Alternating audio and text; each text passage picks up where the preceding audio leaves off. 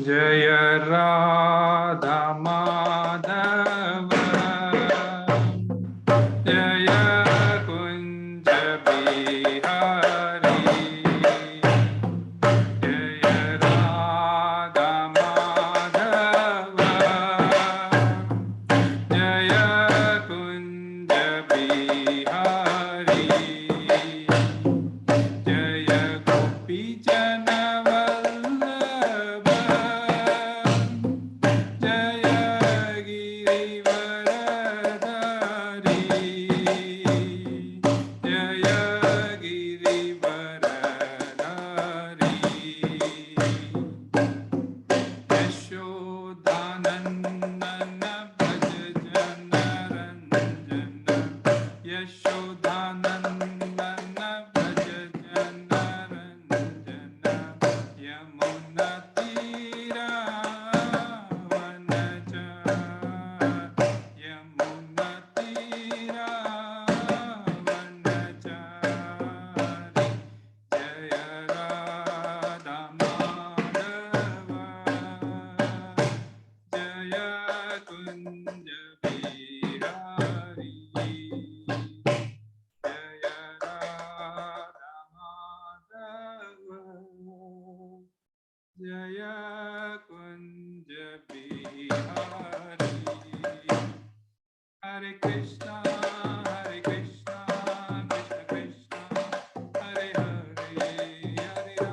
कृष्ण कृष्ण हरे हरे हरे राम राम राम हरे हरे हरे कृष्णा कृष्ण कृष्ण हरे हरे हरे राम राम राम हरे हरे हरे कृष्णा कृष्ण कृष्ण हरे हरे हरे राम राम हरे हरे हरे कृष्णा कृष्ण कृष्ण हरे हरे हरे राम राम हरे हरे हरे कृष्णा कृष्ण कृष्ण हरे हरे हरे राम राम हरे हरे कृष्ण कृष्ण कृष्ण हरे हरे हरे राम राम राम हरे हरे हरे कृष्णा कृष्ण कृष्ण हरे हरे हरे राम राम राम हरे हरे जय प्रभुपद जय प्रभुपद जय प्रभुपद शिल प्रभुपद जय गुरुदेव जय गुरुदेव जय गुरुदेव शिल हरि बोल हरि बोल हरि बोल निताय गौर हरि निताय गौर हरि बोल हरि बोल हरि बोल निताय गौर हरि बोल युग धर्म हर नाम संकीर्तन की जय एवं विष्णुपाद परमहंस परिव्राजकाचार्य अष्टोत्तर सच्चिमत अभय चरणारविंदेश भक्ति वेदांत स्वामी श्रील प्रपाद की जय कृष्ण कृपा मूर्ति शिल प्रपाद की जय इस्कॉन फाउंडर आचार्य शिल प्रपाद की जय एवं विष्णुपाद परमहंस परिव्राजकाचार्य अष्टोत्तर सचमत भक्ति सिद्धांत सरस्वती गोस्वामी महाराज प्रपाद ठाकुर की जय अनंत कोटि वैष्णव वृंद की जय नामाचार्य श्री हरदास ठाकुर की जय प्रेम से कहो जय श्री कृष्ण चैतन्य प्रभु नित्यानंद श्री अद्वैत गदाधर शिवासादि श्री गौर भक्त वृंद की जय जय श्री राधा कृष्ण गोपीनाथ श्यामा कुंड राधा कुंड गिरि गोवर्धन धाम की जय वृंदावन मथुरा गोकुल द्वारका धाम की जय नवदीप मायापुर धाम की जय पुण्य क्षेत्र जगन्नाथपुरी धाम की जय गंगा मई यमुना माई की जय भक्ति देवी तुलसी महारानी की जय सामवेद भक्त वृंद की जय सभी एकत्रित भक्तों की जय जयकार हो हरे कृष्णा सभी एकत्रित भक्तों की जय जयकार हो हरे कृष्णा सभी एकत्रित भक्तों की जय जयकार हो हरे कृष्णा श्री गुरु और श्री गौरांग की जय हरे कृष्णा शनिवार के इस भक्त वृक्ष सत्संग क्लास में आप सभी लोगों का स्वागत है। बड़ा ही सुनहरा अवसर है, वसंत पंचमी है, इसके ऊपर भी हम थोड़ा बाद में चर्चा करेंगे। और साथ ही साथ हमारे दोनों शिक्षा गुरु बलवंत प्रभु और दीन पवन प्रभु दोनों भी कोरोना से अभी ग्रस्त है, तो उनके लिए भी हम प्रेयर करेंगे। हरे कृष्णा।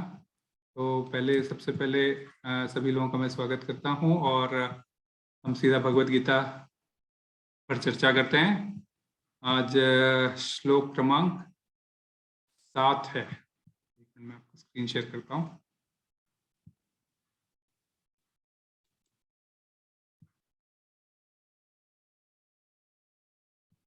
आप लोगों को मेरी आवाज सुनाई दे रही है ना? हरे कृष्णा।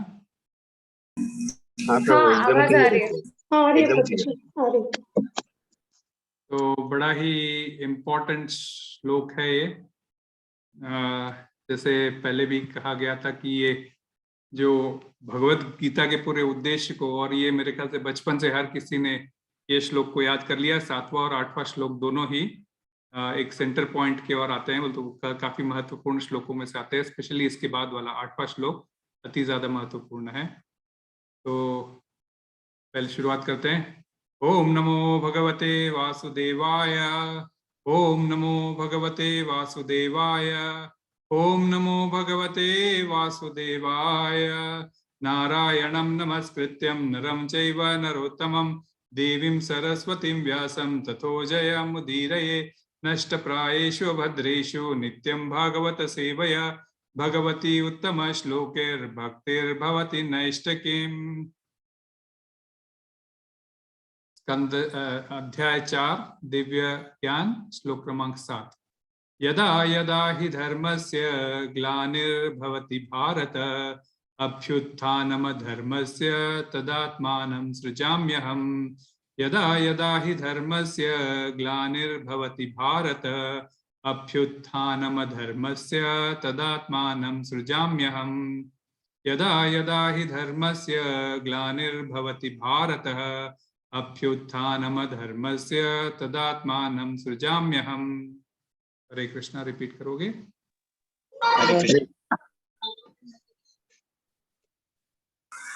यदा यदा हि धर्मस्य ग्लानिर्भवति भारत अभ्युत्थानमधर्मस्य तदात्मानं सृजाम्यहम्। हरे कृष्ण। यदा यदा हि धर्मस्य ग्लानिर्भवति भारत अभ्युत्थानम् अधर्मस्य तदात्मानं सृजाम्यहम्। हरे कृष्ण। हरे कृष्ण। यदा यदा हि धर्मस्य ग्लानिर्भवति भारत अभ्युत्थानम् अधर्मस्य तदात्मानं सृजाम्यहम्। हरे कृष्ण। यदा यदा हि धर्मस्य ग्लानिर्भवति भारत अभ्युत्थानमधर्मस्य तदात्मानं सृजाम्यहम्। हरे कृष्ण। यदा यदा हि धर्मस्य ग्लानिर्भवति भारत अभ्युत्थानमधर्मस्य तदात्मानं सृजाम्यहम्। हरे कृष्ण। यदा यदा हि धर्मस्य ग्लानिर्भवति भारत अभ्युत्थानं धर्मस्य तदात्मानं सृजाम्यहम्। हरे कृष्ण। हरे कृष्ण। यदा यदा हि धर्मस्य ग्लानिर्भवति भारत अभ्युत्थानधर्मस्य तदात्मानं सृजाम्यहम्। हरे कृष्ण। हरे कृष्ण। यदा यदा हि धर्मस्य ग्लानिर्भवति भारत अभ्युत्थानमधर्मस्य तदात्मानं सृजाम्यहम्। हरे कृष्ण।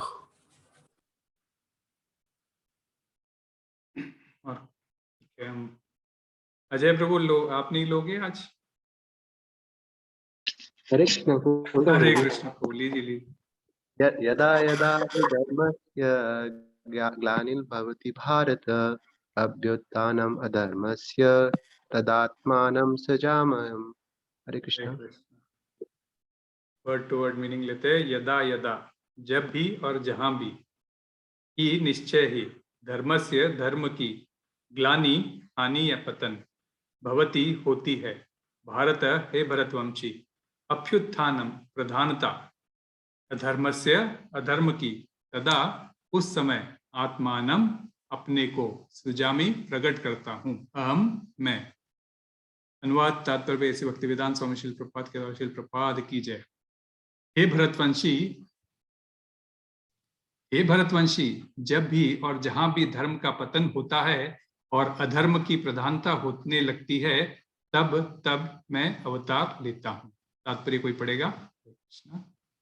हरे कृष्ण। तात्पर्य, यहाँ पर सुजामि शब्द महत्वपूर्ण है। सुजा में सृष्टि के अर्थ में नहीं प्रयुक्त हो सकता, क्योंकि पिछले श्लोक के अनुसार भगवान के स्वरूप या शरीर की सृष्टि नहीं होती। आपका आवाज थोड़ा स्लो है माता जी, आवाज थोड़ा वॉल्यूम बढ़ाएंगे। हाँ प्रभु। क्योंकि उनके सारे स्वरूप उनको शाश्वत नियर आना पड़ेगा प्रभु जी, उनको नियर आके बोलिए माता जी। थोड़ा पास में आके बोलिए। यहाँ पर सुजामी शब्द महत्वपूर्ण है। आ रहा है प्रभु जी आप? ठीक हरे है, कृष्णा। हाँ बोलिए, लेकिन नहीं है, पता नहीं थोड़ा स्लो है। तो कोई बात नहीं प्रभु जी, कोई और पढ़े, क्योंकि शायद मैं भी इधर यहाँ पर सुजामी शब्द महत्वपूर्ण है। सुजानी सृष्टि के अर्थ में नहीं प्रयुक्त हो सकता, क्योंकि पिछले श्लोक के अनुसार भगवान के स्वरूप या शरीर की सृष्टि नहीं होती, क्योंकि उनके सारे स्वरूप शाश्वत रूप से विद्यमान रहने वाले हैं। आवाज आ रही है प्रभु जी? यस, आ रही है। अतः सुजामी का अर्थ है कि भगवान स्वयं यथा रूप में प्रकट होते हैं। यद्यपि भगवान कार्यक्रमानुसार अर्थात ब्रह्मा के एक दिन में 7वें मनु के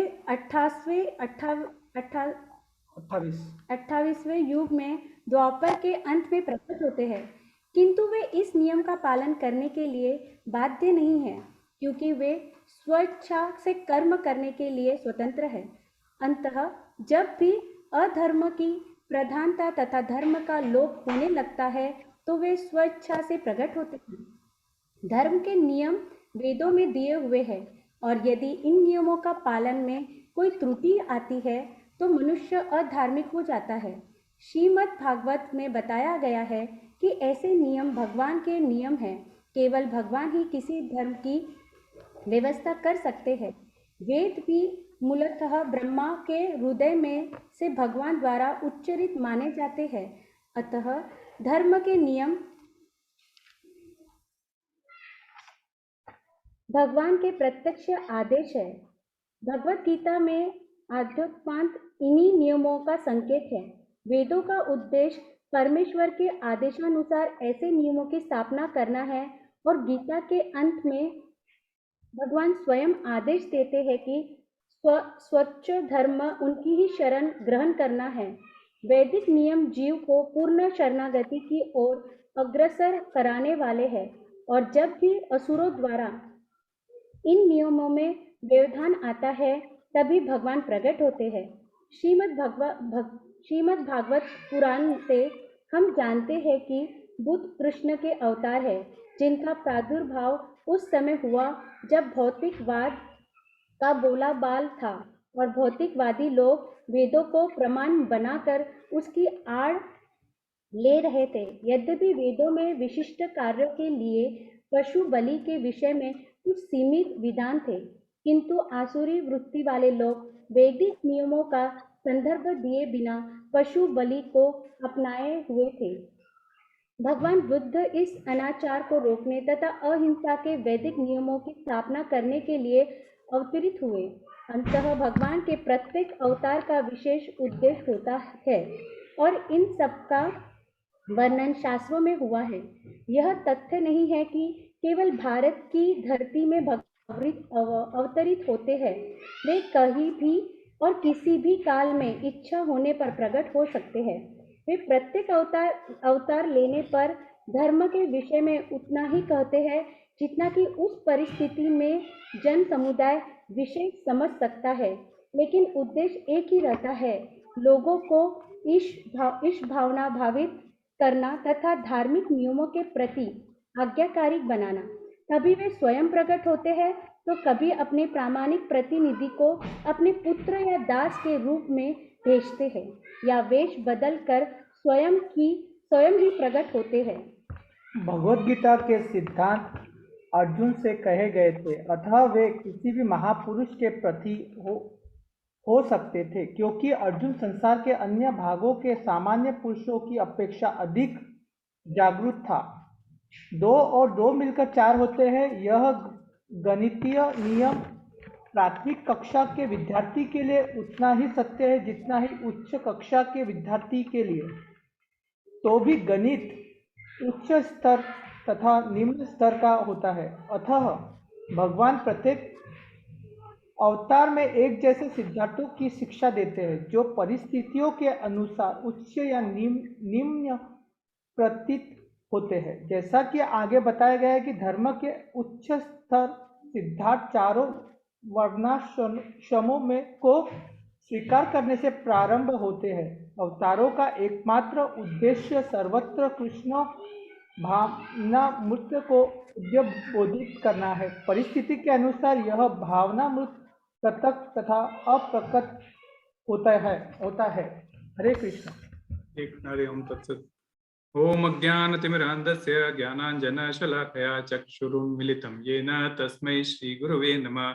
श्रीचैतन्यमनोभीष्टं स्थापितं येन भूतले स्वयं रूप कदा मह्यं ददाति स्वपदान्तिकं। वन्देऽहं श्रीगुरुं श्रीयुतपदकमलं श्रीगुरुं वैष्णवांश्च श्रीरूपं साग्रजातं सहगणा रघुनाथान्वितं तं सजीवं साद्वैतं सावधूतं परिजनसहितं कृष्णचैतन्यदेवं श्रीराधा कृष्ण पादान् सहगणा ललितान् श्रीविशाखान्वितांश्च। हे कृष्णा करुणा सिंधो दीनबंधो जगत्पते गोपेश गोपिका कांत राधा कांत नमोस्तुते। तप्त कांचन गौरांगी राधे वृंदावनेश्वरी वृषभानुसुते देवी प्रणमामि हरिप्रिये।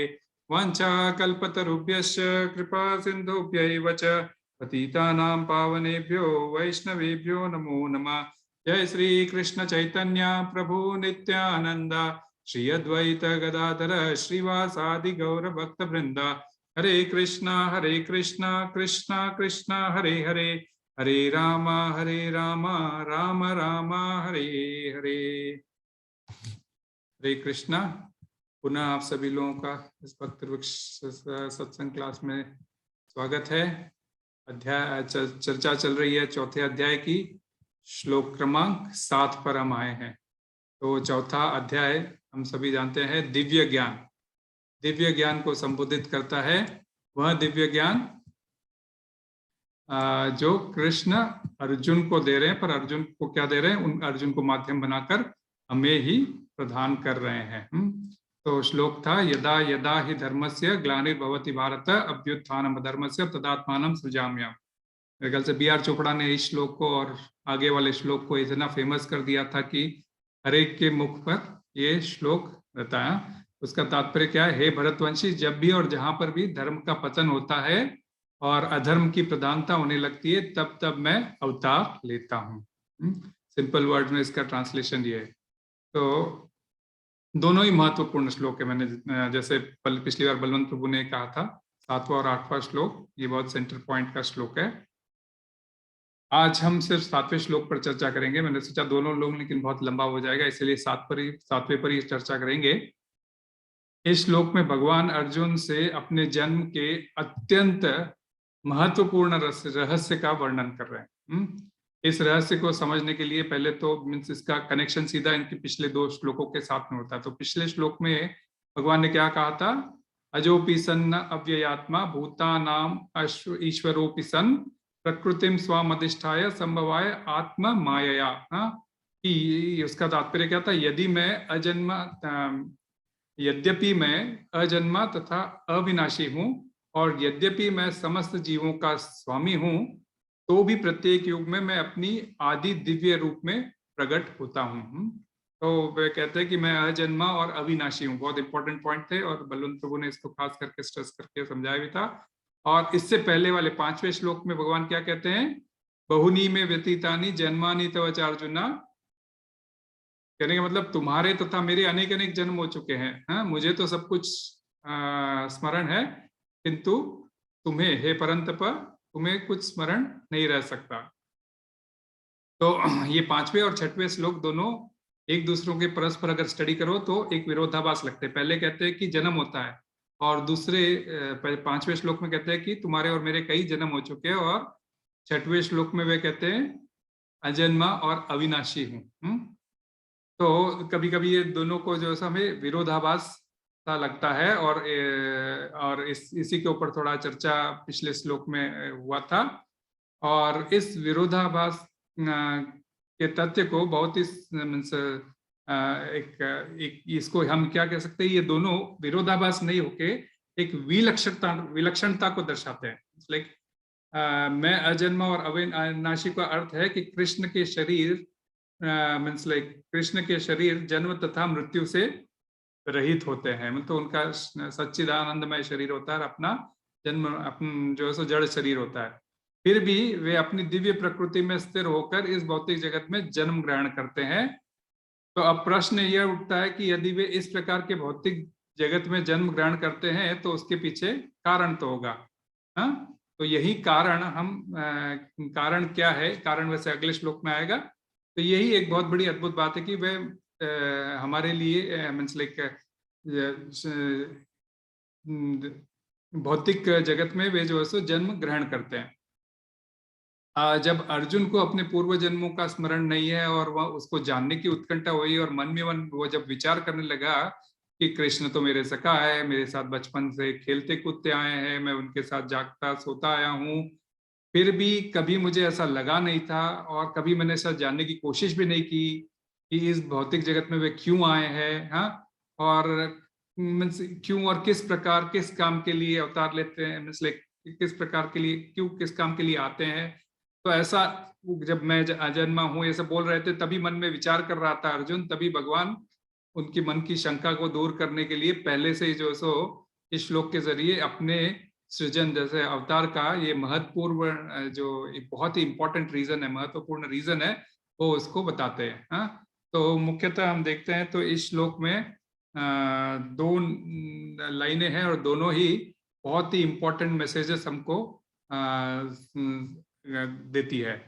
और ये है क्या लाइंस, यदा यदा हि धर्मस्य ग्लानिर्भवति भारतः अभ्युत्थानम अधर्मस्य तदात्मानं सृजाम्यहम्। तो पहला यदा यदा हि धर्मस्य ग्लानिर्भवति भारतः, तो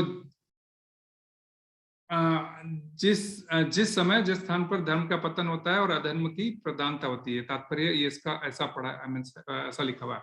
तो हम ये वर्ड टू वर्ड लेते हैं। यदा यदा का अर्थ क्या होता है, यदा यदा इंपॉर्टेंट है कि भगवान ने 2 बार यूज किया है। तो कभी एक बार कुछ वर्ड बोला जाता है तो इतना असर नहीं होता है, कभी कभी 2 बार बोला जाता है तो थोड़ा स्ट्रेस किया जाता है। मीन्स लाइक आपको एक हिसाब से थोड़ा चौकन्ना करने के लिए किसी चीज को 2 बार रिपीट किया जाता है।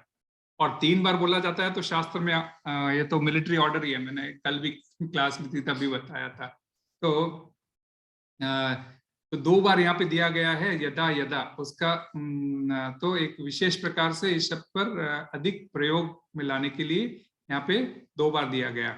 और एक सिंपल मीनिंग देखा जाए, यदा यदा का मतलब होता है जब जब, जब जब।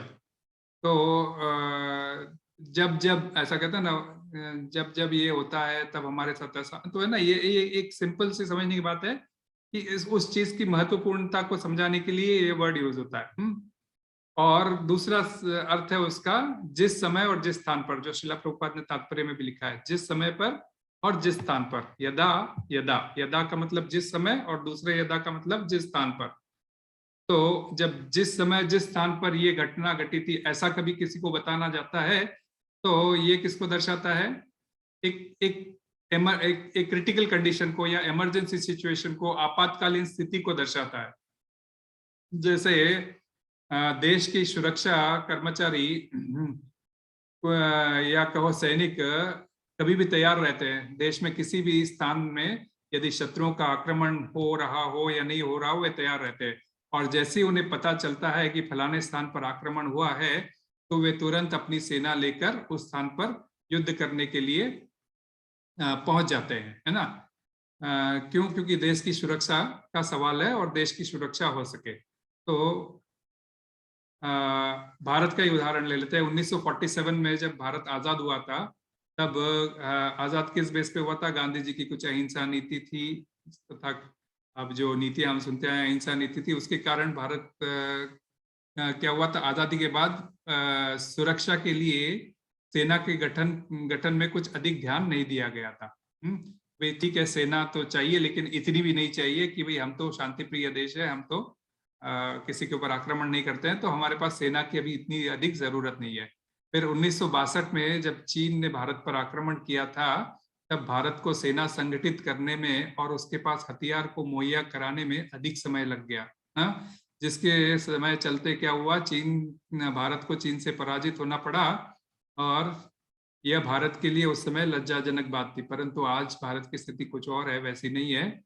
तो बात चल रही है जिस समय और जिस स्थान पर शत्रुओं का आक्रमण हुआ था उसी स्थान पर सेना लेकर युद्ध के लिए पहुंच जाए, क्योंकि ये क्या होती है, आपातकालीन स्थिति होती है। हम उसी मनोदशा यानी कि उसी मूड को दर्शाने के लिए कृष्ण अर्जुन से कह रहे हैं जिस स्थान पर धर्म का पतन और अधर्म की प्रधानता होती है उसी समय उसी स्थान पर मैं प्रकट होता हूं। तो ये आपातकालीन स्थिति को दर्शाने के लिए। तो पहला शब्द यदा जिस समय जहां को दर्शाता है और दूसरा शब्द उस स्थान को दर्शाता है। जिस समय शब्द का अर्थ है, जिस समय का अर्थ पे हम विचार करते हैं तो क्या होता है, इस श्लोक के तात्पर्य में श्रील प्रभुपाद क्या लिखते हैं, यद्यपि भगवान कार्यक्रम अनुसार अर्थात ब्रह्मा के एक दिन में 7वें मनु के 28वें युग में द्वापर के अंत में प्रकट होते हैं, है ना, श्रील प्रभुपाद तात्पर्य में लिख रहे हैं, किंतु वे इस समय का पालन करने के लिए बाध्य नहीं है। कोई उनके ऊपर रूल्स एंड रेगुलेशंस अप्लाई नहीं होता है, क्योंकि वे स्वेच्छा से कर्म करने के लिए स्वतंत्र है। अतः जब भी अधर्म की प्रधानता तथा धर्म का लोप होने लगता है वे स्वेच्छा से प्रकट हो जाते हैं। श्रील प्रभुपाद का कोट है उसमें। तो यहाँ पर श्रील प्रभुपाद हमको क्या समझाना चाह रहे हैं कि यद्यपि कृष्ण का एक नियम यह है कि वे ब्रह्मा जी के एक दिन में केवल एक ही बार आते हैं। कृष्ण आते हैं कहने का मतलब अपने ओरिजिनल शाश्वत स्वरूप में, जो उनका श्याम सुंदर शरीर है, श्याम सुंदर सच्चिदानंद में जो स्वरूप है उनका, तो उस स्वरूप में वे ब्रह्मा जी के एक दिन में केवल एक बार आते हैं। परंतु उनके आने का एक दूसरा नियम भी है कि जिस समय धर्म का पतन या अधर्म की प्रधानता हो रही है उस समय भी ये आते हैं। तो यहाँ समझने वाली बात है कि भगवान के पास एक ऐसी शक्ति है जिससे वे एक साथ दोनों नियमों का पालन कर सकते हैं। वे 28वें दिन में स्वयं 28वें युग में 7वें मनु के 28वें युग में जिस रूप में उस समय आ सकते हैं, या फिर वे अपने गोलोक धाम में बैठे रहें और वे किसी को यहाँ पे उनके रिप्रेजेंटेटिव के तौर पे या वे स्वयं दूसरा रूप लेके आ सकते हैं। वे एक साथ दोनों जगह प्रेजेंट रह सकते हैं। यह उनकी अद्भुत शक्ति का एक प्रदर्शन है। क्योंकि तो ये ब्रह्म संहिता भी इसको पुष्टि करती है। ब्रह्म संहिता क्या कहती है, रामादिषु मूर्तिषु कला नियमेन तिष्ठान नानावतारम अकरोद भुवनेषु किंतु कृष्णा स्वयं समभवत् परमः पुमान्यो गोविंदमादि पुरुषम तमहं भजामि। उसका अर्थ क्या है कि मैं उन आदि पुरुष गोविंद को प्रणाम करता हूँ जो राम, नरसिंह, वामन इत्यादि विग्रहों में अपनी कलाओं को सीमित करके अनेक अवतार लेते हैं, परंतु कभी कभी स्वयं परम पुरुष श्री कृष्ण के रूप में भी प्रकट होते हैं। तो इस प्रकार हमें समझना चाहिए कि कृष्ण अवतार ही नहीं बल्कि अवतारों के भी अवतारी है, अर्थात समस्त अवतारों के वे स्रोत है, ओरिजिनेशन है, समस्त अवतारों के वे ओरिजिनेशन है। तो इस प्रकार पहला शब्द जो बोलकर भगवान अर्जुन, पहला शब्द यदा जो बोलकर भगवान अर्जुन से कहना चाह रहे हैं कि जरूरी नहीं है वे नियम से बंधे हो, उनके ऊपर कोई नियम लागू नहीं होता, वे स्वराट है। भागवतम का पहला ही श्लोक, ओम नमो भगवते वासुदेवाय। ओम नमो भगवते वासुदेवाय मतलब कि भाई भगवान वासुदेव को मैं प्रणाम करता हूँ। और करते कौन है, वेदव्यास जी स्वयं लिख रहे हैं। फिर श्लोक शुरू होता है, जन्माद्यस्य यद्भुवन्वया अधिरतः चार्थेष्वभिज्ञ स्वराट। स्वराट यानी के स्वतंत्र, कोई नियम उनको लागू नहीं होता। जन्माद्यस्य यतोन्वया यदिरतः जन्म मृत्यु सृष्टि का सृजन, सृष्टि का पालन, सृष्टि का संहार इत्यादि स्वयं कृष्ण ही करते हैं। वे स्वराट है। तो ब्रह्मा जी के एक दिवस में कृष्ण केवल एक बार, ब्रह्मा जी के एक दिवस में कृष्ण केवल एक बार प्रकट होंगे, इस नियम से वे बंधे नहीं है।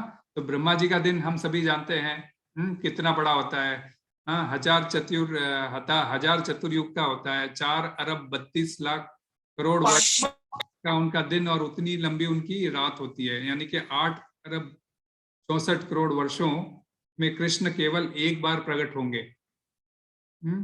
और फिर बाकी का समय यदि धर्म का नुकसान हो रहा हो तो क्या होगा, और अधर्म की प्रधानता हो रही हो तो क्या केवल वे देखते रहेंगे? नहीं, ऐसा बिल्कुल नहीं है। जिस समय ऐसी आपातकालीन स्थिति होती है उस समय कृष्ण उस स्थिति अनुसार स्वयं प्रकट होते हैं, या अवतार, या फिर अपने अवतार को बेचते हैं, राम, नरसिंह इत्यादि, वामन, कच्छप। और श्रीला प्रभुपाद परपोर्ट में भी लिखते हैं कि बुद्ध का अवतार उन्होंने बलि की प्रथा को रोकने के लिए धारण किया था, जो कि छद्म अवतार था। तो बुद्ध अवतार, बुद्ध भी हम जैसे जानते हैं श्रीमद् भागवतम के हिसाब से वे भी कृष्ण के ही अवतार थे, और वे जो आए थे इस धरा पर तो एक विशेष पर्पस के हेतु आए थे। कलयुग में ब्राह्मणों का बोलबाला हो गया था और वेदों की अवहेलना करके ब्राह्मण किसी की इंद्रिय तृप्ति की पूरी के लिए अधिक ज्यादा बलि चढ़ाने लग गए थे। बलि की प्रथा थी। बलि की प्रथा किस लिए थी? बलि की प्रथा में जो बलि चढ़ाई जाती थी, जिस भी जीव जानवर की बलि चढ़ाई जाती थी, उसके दो पर्पस होते थे। उस बलि चढ़ाने वाले जानवर को ब्राह्मण के मंत्रोच्चार से उसको तुरंत नया जन्म मिलता था मनुष्य शरीर में, और जो ब्राह्मण ये कार्य करवाता था उसको भी ऊपर के लोकों में स्थान मिलता था। तो दोनों ही पर्पस सर्व होते थे, परंतु कलयुग में इसके चलते ये इंद्रिय तृप्ति का एक साधन बन के रह गया था, जिसके कारण बहुत अधिक पशु बलि होने लग गए थे। तब भगवान को बुद्ध का रूप लेकर आना पड़ा और उन्होंने वेदों की अवहेलना करते हुए बोला कि तुम वेदों को छोड़ो, अभी इस समय सिर्फ मेरा ध्यान करो और जो सो ये पशु हत्या बंद करो। तो इस प्रकार एक पर्पस के लिए आए थे। बाद में तो पर्पस बाद में चेंज हो गया था। बाद में क्योंकि हमारी संस्कृति वैदिक संस्कृति है तो वेदों को हम छोड़ नहीं सकते। फिर बाद में भगवान ने शंकराचार्य के थ्रू वेदों की पुनः स्थापना की, और फिर शंकराचार्य के बाद में मध्वाचार्य और रामानुजाचार्य ने भक्ति की स्थापना करके आगे सिस्टम बोया, जिसमें आगे चलकर चैतन्य महाप्रभु आए और इस वापस जो है सो वैष्णव परंपरा का वापस जो है सो पुनर्जागरण हुआ। तो ये बुद्ध जो है सो छद्म अवतार था, इसीलिए क्योंकि बुद्ध ने क्या किया था, उस परिस्थिति को संभालने के लिए ये मारकाट बंद हो जानवरों का, उसके लिए उन्होंने कहा था कि भाई अभी तुम भूल जाओ। तो जैसे हम डॉक्टर के पास हमारे पास कुछ होता है, कोई किसी के फेफड़े खराब हो, मैं जैसे कल भी बता रहा था कि लंग्स खराब हो गए हो, तो डॉक्टर बोलता है भाई तुम कितनी ज्यादा सिगरेट पीते हो, तो बोलता है 30 पीता हूं। तो डॉक्टर क्या बोलेगा, भाई ऐसा मत करो 10 ही पियो, क्योंकि वो जानता है 30 वो पी रहा है, तो 30 से तो 0 बोलूंगा तो वो करेगा नहीं, इसलिए 10 बोलता है ताकि आगे चल के वो हो सके। तो एक प्रकार से छद्म अवतार था, भाई अभी तुम वेदों को मत मान, अभी तुम बलि बंद करो और जो है सो अहिंसा का पालन करो। तो ये इस प्रकार से कृष्ण एक दिन में ब्रह्मा जी के एक दिन में एक बार आएंगे, या फिर कोई भी रूप लेकर आ सकते हैं। पहला यदा का मतलब, और दूसरा यदा का शब्द का अर्थ क्या होता है, जिस स्थान पर। तो श्रीला प्रभुपाद पुनः तात्पर्य में क्या लिखते हैं, यह तथ्य नहीं है कि केवल भारत की धरती में भगवान अवतरित होंगे, वे कभी भी और कहीं भी और किसी भी काल में अपनी इच्छा से स्वेच्छा से प्रकट हो सकते हैं। हम उदाहरण से समझते हैं, जब भगवान ने मत्स्य अवतार धारण किया था तो उस समय यह धरती जो है सो पूरी की पूरी जल में डूब गई थी, और मत्स्य भगवान ने उसे प्रलय के जल में राजा सत्यव्रत को एक नौका में बिठाकर उस नौका को अपने सींग से बंधवाकर जल में विहार करते रहे, है ना। यद्यपि मत्स्य अवतार भारत भूमि के किसी कोने में हुआ था, परंतु उनके कार्य क्षेत्र, क्योंकि जैसी धरती तो पूरी जलमग्न हो गई थी, तो वह जो है सो उस जल के बाहर जो है सो गर्भोदक पोषण के अंदर उन्होंने ये अपना कार्य किया था, बोल तो उनको लेके जाना करना। तो क्षेत्र पृथ्वी से बाहर का था उनका, जो ये कहते हैं ना कि मेन जो पर्पस तो स्टार्ट तो पृथ्वी पे हुआ, परंतु अपना कार्य उन्होंने उसके अंदर भागवतम की चर्चा की थी, उसके ऊपर सत्यव्रत मुनि को पूरा भागवतम सुनाया था। तो ये सब जो है सो बाहर हुआ था। अच्छा, दूसरा अवतार है, भगवान कच्छप अवतार धारण किए थे। तब मंदारा पर्वत जो जिसको यूज किया था समुद्र मंथन के लिए, पानी में डूबने लगा, तब भगवान कच्छप के अवतार के रूप में आए और उन्होंने उस पर्वत को अपनी पीठ पर उठाया और समुद्र मंथन को जारी रहने दिया। तो वह समुद्र मंथन का स्थान भी भारतवर्ष में न होकर क्षीर सागर में था। तो क्षीर सागर के तट पर था, तो ये भी भारत में नहीं था। जिस समय भगवान ने शुकर अवतार धारण किया था, उस समय भी पृथ्वी गर्भोदक जल में डूबी हुई थी। हिरण्याक्ष ने उसे ऐसा गर्भोदक पानी में छुपा दिया था, सागर में, गर्भोदक सागर में छुपा दिया था। तो भगवान शुकर ने जल के भीतर प्रवेश करके धरती को अपने दांतों के अग्रभाग पर धारण किया और पुनः उसको अपनी धुरी पर लाकर छोड़ दिया। तो वह स्थान भी भारतवर्ष में न होकर संपूर्ण पृथ्वी से बाहर का था। और नरसिंह देव जब आए थे, हिरण्यकशिपु का वध किया था, तो वह स्थान भी भारत में नहीं बल्कि भारत के बाद स्वर्ग लोक में, क्योंकि उस समय स्वर्ग के अधिपति भी स्वयं हिरण्यकशिपु थे। इस प्रकार भगवान के अनेक अवतार भारतवर्ष के बाहर हुए, परंतु कभी कभी कोई लोग बोल सकते हैं कि भाई देखो, भारत में भी तो ये जगह है, तो उन अवतारों के स्थान भारत में भी तो विद्यमान है। तो बिल्कुल भारत में भी प्रकट हो गए हैं। ये भी एक अत्यंत रहस्य की बात है। किसी को ताजुब नहीं होना चाहिए, क्योंकि एक बार घनश्याम प्रभु ने क्रिएशन पर अपनी क्लास ली थी, तो उस क्लास के दौरान वे क्या बता रहे थे, जैसे हम लोग अभी बहरीन में बैठे हैं, विदेश में बैठे हैं, तो विदेश में अपने देश का एक राजदूतावास होता है ना, जहां हम अपने देश का कानून लागू होता है, जिसे हम एम्बेसी कहते हैं ना। हम भारत से है तो भारतीय राजदूतावास, इंडियन एम्बेसी, यदि आप लोग वहां जाओगे तो आपको भारत में ही हो ऐसा फीलिंग होगा, है ना। वहां पे भारतीय कानून ही लागू होगा। तो जैसे आप कोई भारत में हो, इंडिया में ही हो, वैसे ही लगेगा। तो वैसे ही ये स्थान सारे भारतवर्ष के बाहर होने के बावजूद भी भारतवर्ष में प्रकट हो गए। हाँ, तो अब बहरीन में आपको भारत का माहौल चाहिए तो आपको इंडियन एम्बेसी में मिल जाएगा, है ना। वही बात समझाने के लिए भगवान यही बात समझा रहे हैं कि भाई भगवान पे कोई बंधन लागू नहीं होता है। वे भारत में भी अवतार ले सकते हैं और भारत के कहीं पर भी, भारत के बाहर भी कहीं पर भी अवतार ले सकते हैं। वे किसी के नियम से बंधे नहीं है। यदा यदा ही धर्मस्य ही शब्द आया है ना। ही का मतलब क्या आता है, निश्चित ही, है ना। निश्चित रूप से, निश्चित रूप से, निश्चित रूप से मैं आऊंगा, ऐसा कहते हैं ना, मैं निश्चित बिल्कुल आऊंगा ऐसे। तो यदा यदा ही कहने का मतलब जब भी और जहां पर भी जरूरत पड़ेगी मैं आऊंगा ही। हाँ, तो भागवतम के दूसरे स्कंद के पहले श्लोक पहले अध्याय के 32वें श्लोक में भगवान के डिस्क्रिप्शन में कहा गया है, व्रीडोत्तरोष्टो धर एव लोभो धर्मस्तनो धर्म पथोस्य पृष्ठम। तो इसका अर्थ है, व्रीडो की लज्जा भगवान का ऊपरी होठ है, और लालसा उनकी ठुड्डी है, और धर्म उनका वक्षस्थल है, और अधर्म उनकी पीठ है। ये इस 2 लाइन का अर्थ ये है। लज्जा भगवान का होठ है, लालसा उनकी ठुड्डी है, धर्म उनका वक्षस्थल है, और अधर्म उनकी पीठ है। तो इस प्रकार हमें समझना चाहिए कि धर्म भगवान का वक्षस्थल है, और जब जब धर्म पर प्रहार होता है, अर्थात भगवान के वक्षस्थल पर प्रहार होता है, तो कोई कैसे चुप रह सकता। इसीलिए भगवान कहते हैं अर्जुन से, मैं निश्चित ही अवतार लूंगा। तू का मतलब है कि मैं निश्चित ही। तो यदि किसी भी समय धर्म को चोट पहुंचती है तो निश्चित ही धर्म की रक्षा के लिए वे अवश्य प्रकट होते हैं।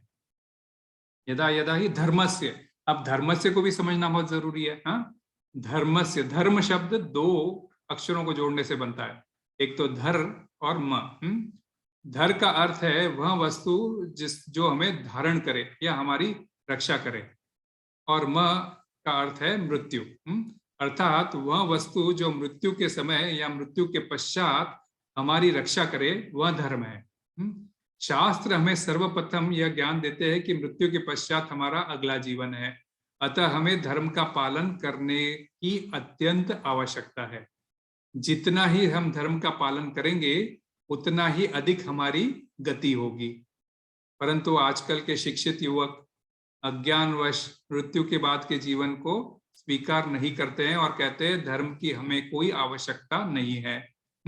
इसकी तुलना हम इस बात से कर सकते हैं कि कोई व्यक्ति यदि सोचे कि कोई सरकार नहीं होती, कोई कानून नहीं होता, मैं अपनी मर्जी का मालिक हूं, मैं जो चाहे वो करूंगा, तो क्या होगा? यदि वह सरकारी नियमों का पालन नहीं करेगा और कानून के विरुद्ध कोई काम करेगा तो क्या होगा? उसे दंड अवश्य मिलेगा, है ना। उसी प्रकार मृत्यु के बाद कोई जीवन नहीं होता, यह सोचकर यदि कोई धर्म का पालन नहीं करता है तो वह बिल्कुल गलत है, उसे दंड तो अवश्य भुगतना ही पड़ेगा। उसे समझना होगा कि कैसे कर्म करे जो धर्म के अंतर्गत आते हैं और जिससे मृत्यु के पश्चात उसको गति मिल सके, न कि दुर्गति मिले। तो धर्म के नियम फिर कहाँ मिलेंगे? तो वेदों में मिलेंगे। श्रीला प्रभुपाद तात्पर्य में लिखते हैं, धर्म के नियम हमें कहाँ मिलेंगे? धर्म के नियम वेदों में दिए गए हैं, और यदि इन नियमों का पालन में कोई त्रुटि आती है तो मनुष्य को अधार्मिक कहा जाता है।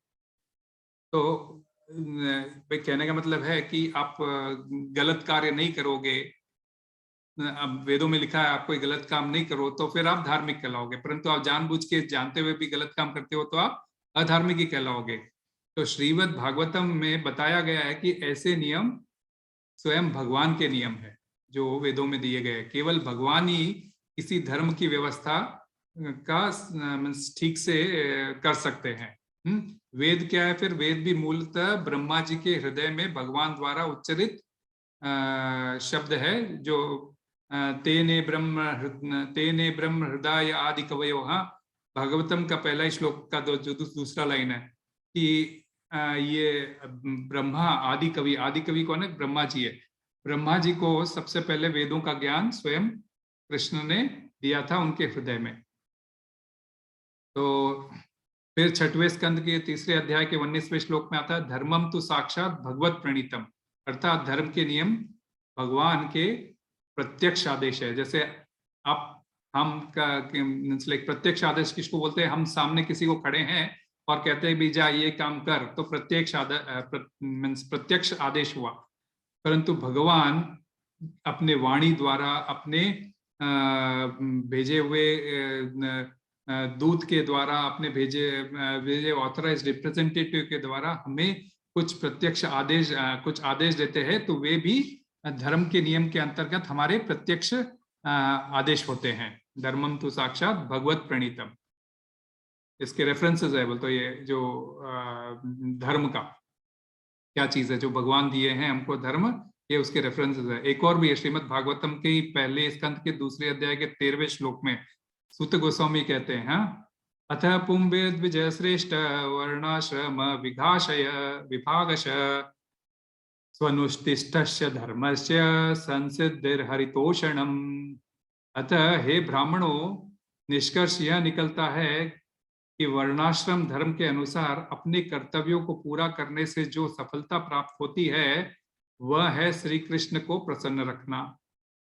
इस पर कृष्ण को संतुष्ट करने से हमारी आत्मा भी संतुष्ट होती है। संसिद्धिम हरितोषणम, हरि को प्रसन्न करना ही धर्मस्य संसिद्धिम हरितोषणम।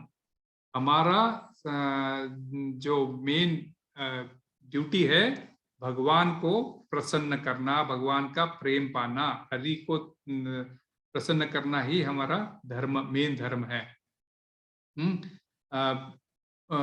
वर्णाश्रम सिस्टम फॉलो करना यह भी हमारा धर्म है। और वर्णाश्रम सिस्टम क्या बोलता है?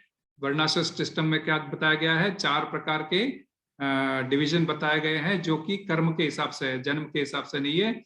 ब्राह्मण, क्षत्रिय, वैश्य और शूद्र। ब्राह्मण भगवान के सर को रिप्रेजेंट करते हैं कि बुद्धि वहां होती है, और क्षत्रिय जो है सो भुजाओं को रिप्रेजेंट करते हैं, वैश्य जो है सो भगवान के उदर को रिप्रेजेंट करते हैं, और शूद्र जो है सो भगवान के पैरों को रिप्रेजेंट करते हैं। तो ये चारों मिलकर जब समाज में एक साथ कार्य करते हैं तो ऑटोमेटिकली वर्णाश्रम के तहत जो कृष्ण ने जो ये वर्णाश्रम दिया है और अपने अपने वर्ण में रहते हुए भगवान की सेवा करते हैं, तो और या फिर भगवान द्वारा बताए गए इन चारों वर्णों के लिए जो जो काम बताए गए हैं वो करते हैं, तो वह भी जो है सो धर्म है।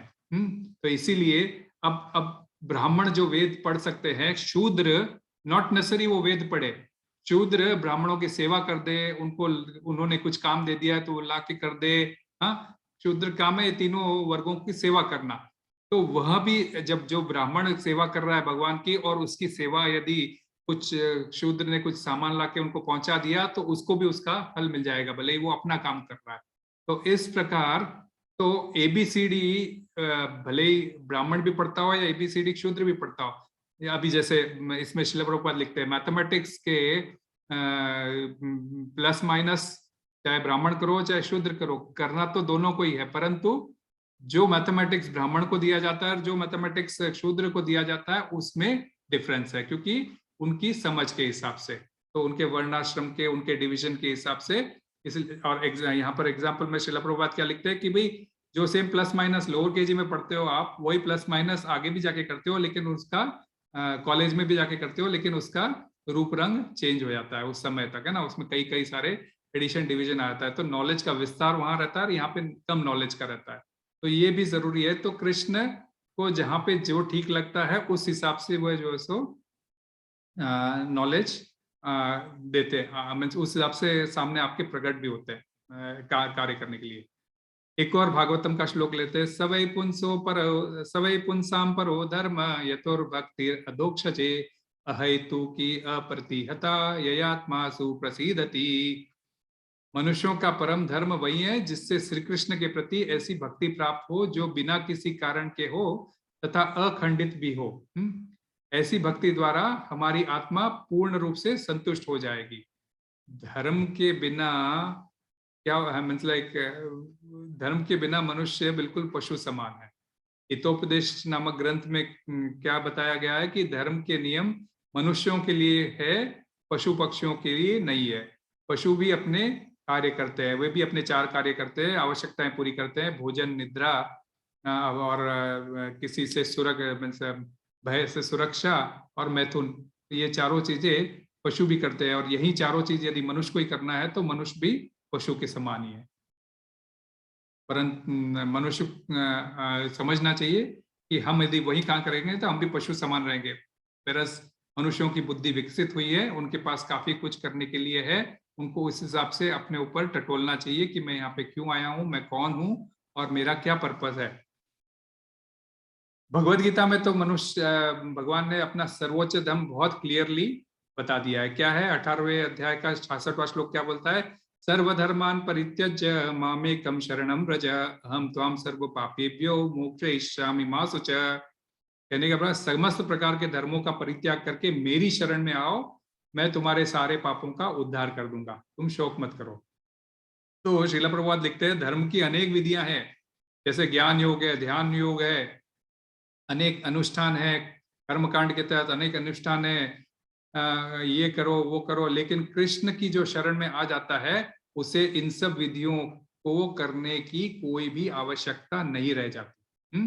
कड़े कड़े शब्दों में कहा जाए तो ये ध्यान योग, ज्ञान योग या फिर ये अनुष्ठानों का ये सब करना, ये सब समय व्यर्थ करने के जैसा है। जैसे हम कहते हैं ना इंग्लिश में टाइम वेस्ट है, तो इन सब में टाइम वेस्ट करना नहीं चाहिए, कृष्ण की शरणागत हो जाना चाहिए। तो मनुष्य का एकमात्र कर्तव्य है कृष्ण की शरण में जाना, अन्य सारी चिंताएं व्यर्थ है। तो धर्मस्य शब्द का सही अर्थ है कृष्ण की शरण लेना। आगे शब्द आता है ग्लानिर्भवति भारत। धर्म की ग्लानि किस प्रकार हो सकती है? ग्लानि शब्द का अर्थ है निर्बलता। उदाहरण, यह संसार एक समुद्र है, आप लीजिए एक संसार, ये समुद्र है और इसे आप अपनी शक्ति द्वारा पार कर सकते हो स्विमिंग करके? पॉसिबल नहीं है, समुद्र को पार करना स्विमिंग करके बहुत कठिन है। तो परंतु उसी समुद्र पर यदि कोई पुल बना दे तो उस पर आसानी से पार किया जा सकता है। और मनुष्यों में इतना सामर्थ्य नहीं कि वे समुद्र के ऊपर पुल बना सके, है ना।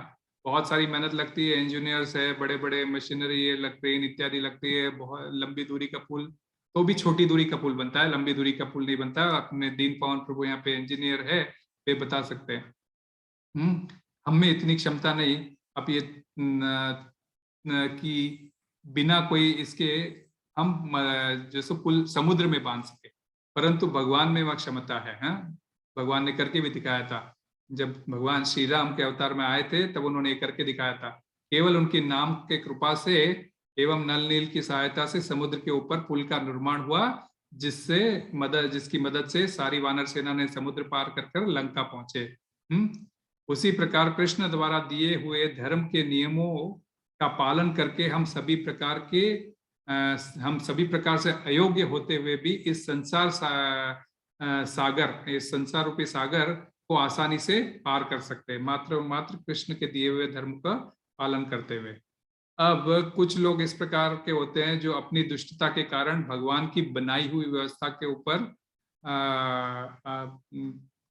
व्यवस्था को तो बिगाड़ना चाहते हैं, तोड़ना चाहते हैं। जैसे अभी वो पुल की बात चल रही थी, तो वो पुल को यदि कोई तोड़ने का प्रयास करता है, कोई आतंकवादी होते हैं जो है ना उस पुल को बम ब्लास्ट से उड़ा देते हैं। तो इस प्रकार के कार्य जो भगवान की बनाई हुई व्यवस्था में कोई अवरोध डालता है किसी भी प्रकार से, तो यह होता है धर्म की ग्लानि। क्योंकि अब पुल के ऊपर बम ब्लास्ट से उड़ा दिया तो गाड़ी वगैरह क्रॉस कर पाएगी? नहीं कर पाएगी। तो जिस प्रकार पुल के टूटने पर समुद्र पार नहीं किया जा सकता, उसी प्रकार यदि कोई जो क्षत्रिय है, कोई राजा है जो अगर दुष्ट है और मर्यादा में नहीं रहता है, मर्यादा भंग करके रहता है, तो सामान्य मनुष्य जो है सो संसार में समुद्र के संसार में डूब जाएंगे। तो ऐसी स्थिति में भगवान कह रहे हैं कि मैं अवतार लेकर धर्म के नियमों को फिर से मजबूत करता हूं। जिस प्रकार टूटे हुए ब्रिज को सरकार आगे आकर मरम्मत में मदद करती है और फिर से उसको मजबूत बनाती है ना। तो कृष्ण कहते हैं मैं स्वयं आता हूं और इसको मजबूत करता हूं फिर से धर्म को। तो ग्लानि का एक और अर्थ भी होता है लज्जा। लज्जा तो चैतन्य महाप्रभु के अवतरण में हम समझते हैं कि कलयुग का धर्म क्या था? हरे नाम हरि नाम संकीर्तन। संकीर्तन यज्ञ ही इस युग का धर्म है। तो चैतन्य महाप्रभु के आगमन के पूर्व ऐसे कई दुष्ट लोग थे जो वैष्णव की खिल्ली उड़ाया करते थे। बोलते ये लोग सारा दिन मृदंग और लेके निकल जाते हैं, हरि नाम हरि हरि करते रहते हैं। तो वैष्णवगण जो सो परेशान हो जाते हैं और भाव में आकर बहुत रोते कि हरि हरि कहकर चिल्लाते थे। पर कि चैतन्य भागवत में इसकी चर्चा भी आती है। उनकी बातें सुनकर और उनके जो वहाँ का राजा था वह भी मुसलमान था और उस समय बंगाल में वो बहुत ताड़ना करता था। जैसे ही लोग हरि हरि करके मृदंग लेके हरि नाम संकीर्तन करके निकलते थे तो वो मृदंग उनका तोड़ देता था या उनको कारागार में डाल देता था। तो बहुत परेशान थे। तो ऐसे जब युग धर्म की संकीर्तन धर्म की ग्लानि हो रही थी तब चैतन्य महाप्रभु आए और उन्होंने वापस इस संकीर्तन को पुनः स्थापित किया और पूरे भारतवर्ष में, अब तो विश्व भर में फैला दिया। तो एक धर्म की ग्लानि इस प्रकार होते रहती है, तब भी भगवान आते हैं। तो भगवान ने अर्जुन को फिर आगे क्या कहा? ग्लानिर्भवति भारत। भवती बोलते निश्चय, भारत है, भारत मतलब अर्जुन को भारत कह के संबोधित किया क्योंकि वह यह संकेत दे रहे थे कि जिस शक्तिशाली राजा भरत के वंश में अर्जुन तुम्हारा जन्म हुआ है, वे काल में संपूर्ण पृथ्वी पर धर्म की स्थापना थी है। तो हम आज भी बात करते हैं ना, भरत, हमारा भारतवर्ष का नाम भरत पड़ा भरत के वंशज की वजह से। तो उस धर्म की स्थापना जो भरत महाराज ने की थी, तुम उस कुल से जन्म ले रहे हो अर्जुन, और अभी बात कर रहे हो मैं युद्ध नहीं करूंगा, अपने धर्म से चूक रहे हो। तो भवति भारत अभ्युत्थानम अधर्मस्य। अभ्युत्थानम शब्द का अर्थ है ग्लानि के बिल्कुल विपरीत। जैसे ग्लानि का मतलब लज्जा या अपमान होता है और अभ्युत्थानम का अर्थ होता है सम्मान। भगवान कह रहे हैं जब भी धर्म की ग्लानि यानी धर्म का अपमान होता रहेगा और अधर्म की प्रधानता होने लगेगी, तब मैं आऊंगा और उसे वापस सम्मान दूंगा। तब मैं अवतार लेके आऊंगा और वापस उसको सम्मान दूंगा। अभ्युत्थानम, वापस मैं उनको उठाऊंगा उस धर्म को। अधर्म से, अधर्म का अर्थ है अधर्म से, अधर्म का अर्थ है भगवान को भूलना। सिंपल सी बात है, अधर्म का अर्थ है भगवान को भूलना, क्योंकि हम भगवान की कई भी बात जो वेदों में वो नहीं करना चाहते तो भगवान को भूलने के बराबर है। श्रील प्रभुपाद जनवरी 1969 में लॉस एंजलिस में इस श्लोक पर प्रवचन देते हुए कहते हैं कि कोई भी व्यक्ति अपने आप धर्म के नियम नहीं बना सकता। यह बेकार की बात है। कोई कहेगा कि मैं धर्म के नियम दे रहा हूं तो किसी को कोई रुचि नहीं होगी, परंतु यदि वही भगवान नियम देते हैं तो बात बन जाती है। जैसे सरकार का एग्जाम्पल लेते हैं, कोई नियम कानून बनाती है तो उसे हर कोई स्वीकार करता है, फॉलो करता है। क्यों? क्योंकि सरकार का आपके साथ संबंध है। आप सब अमेरिकन है, क्योंकि ये शिला प्रभुपाद अमेरिका में दे रहे थे, आप सब अमेरिकन सरकार के नागरिक है। अतः सरकार के प्रति प्रेम के कारण आप उनका दिया हुआ कानून स्वीकार करते हैं। हम भी अब बहरीन में रहते हैं, बहरीन के कानून का हम पालन करते हैं। ठीक उसी तरह भगवान का आदेश स्वीकार करना ही धर्म होता है, अन्यथा धर्म तो केवल मजाक बनकर रह जाएगा। धर्म का पालन भी कौन कर सकता है? वही व्यक्ति कर सकता है जो भगवान के प्रति श्रद्धा और प्रीति रखता हो, या फिर उसका संबंध भगवान के साथ में प्रेम पर आधारित हो। जैसे भौतिक जगत में हर पिता माता अपने बच्चे या पुत्र से पुत्री से बहुत अधिक प्रेम करते हैं, और वही सेम प्रेम वहां किसी और के पुत्र और पुत्री से कर सकते हैं? नहीं कर सकते। क्यों? क्योंकि वहां उसके साथ में उसका डायरेक्ट कोई संबंध नहीं है। तो समझ में आ गया धर्म का अर्थ? भगवान के प्रति प्रेम और अधर्म क्या है? भगवान को प्रति प्रेम को भूल जाना, ये अधर्म है। बस एक सिंपल सा लॉजिक है। तो इस प्रकार श्रीला प्रभुपाद ने यह सिद्ध किया कि अधर्म का अर्थ है भगवान को भूलना। अब आज के वैज्ञानिक युग में भगवान को न मानना ही शिक्षा का लक्षण है। शिक्षा प्रणाली कुछ हमारी ऐसी बना दी गई है कि लोग भगवान की शिक्षा को निंदा का विषय मानने लगते हैं। भगवान उनके लिए केवल कल्पना मात्र रह जाते हैं, और इसी को तो जो अधर्म का समान, इसी उल्टा इसको अधर्म के समान कहते हैं। जब अधर्म का सम्मान होने लगता है, ऐसी स्थिति में भगवान अवतार लेते हैं। श्रीला प्रभुपाद वहीं पे कहते हैं कि यह कृष्ण भावनामृत आंदोलन, उसी 1969 केस में कहते हैं, यही कृष्ण भावनामृत आंदोलन अवतार है। इस आंदोलन में भगवान से प्रेम करने की शिक्षा दी जाती है। हम यह नहीं सिखाते कि आप हिंदू हो, आप मुसलमान हो, आप ईसाई हो। आप केवल यह सिखाते हैं कि आप भगवान से प्रेम करने का प्रयास कीजिए, क्योंकि आप उनसे अपना संबंध भूल गए हैं और इसीलिए इस जगत में है और कष्ट भोग रहे हैं। हम केवल भगवत प्रेम ही सिखाते हैं, और इस्कॉन का पर्पस हमारा वही है। हमने कभी भी सेक्टेरियल डिवीजन नहीं बताया। हमने ये कहा कि हम सब भगवान के अंश है, हम उनसे विस्थापित हो गए हैं, हमारा संबंध उनसे विस्थापित हो गया है, हमें वापस अपने संबंध को उनके साथ स्थापन करना है। उसके लिए अलग अलग 9 प्रकार की भक्ति विधियां हैं, उसमें से कोई भी भक्ति विधि के थ्रू हम उनको अपना संबंध वापस उनसे जोड़ सकते हैं। अब लास्ट वर्ड्स है तदात्मानम सृजाम्यहम। तो तदात्मानम और सृजाम्यहम, ये दोनों शब्द भी बहुत इंपॉर्टेंट है। तो तदात्मानम सृजाम्यहम का अर्थ है उस समय मैं अवतार लेता हूँ। तो ये तदात्मानम और सृजामी, ये दोनों शब्द निराकारवादियों को अपने निराकार मत को पुष्ट करने का पूर्ण अवसर दे देते हैं। तो उनको फुल अवसर मिल जाता है। वे कहते हैं आत्मनम का मतलब होता है रूप, और सृजामी का मतलब है बनाता हूं, अर्थात मैं अपने रूप का निर्माण करता हूं। यानी कि इसके पूर्व उनका कोई रूप नहीं था।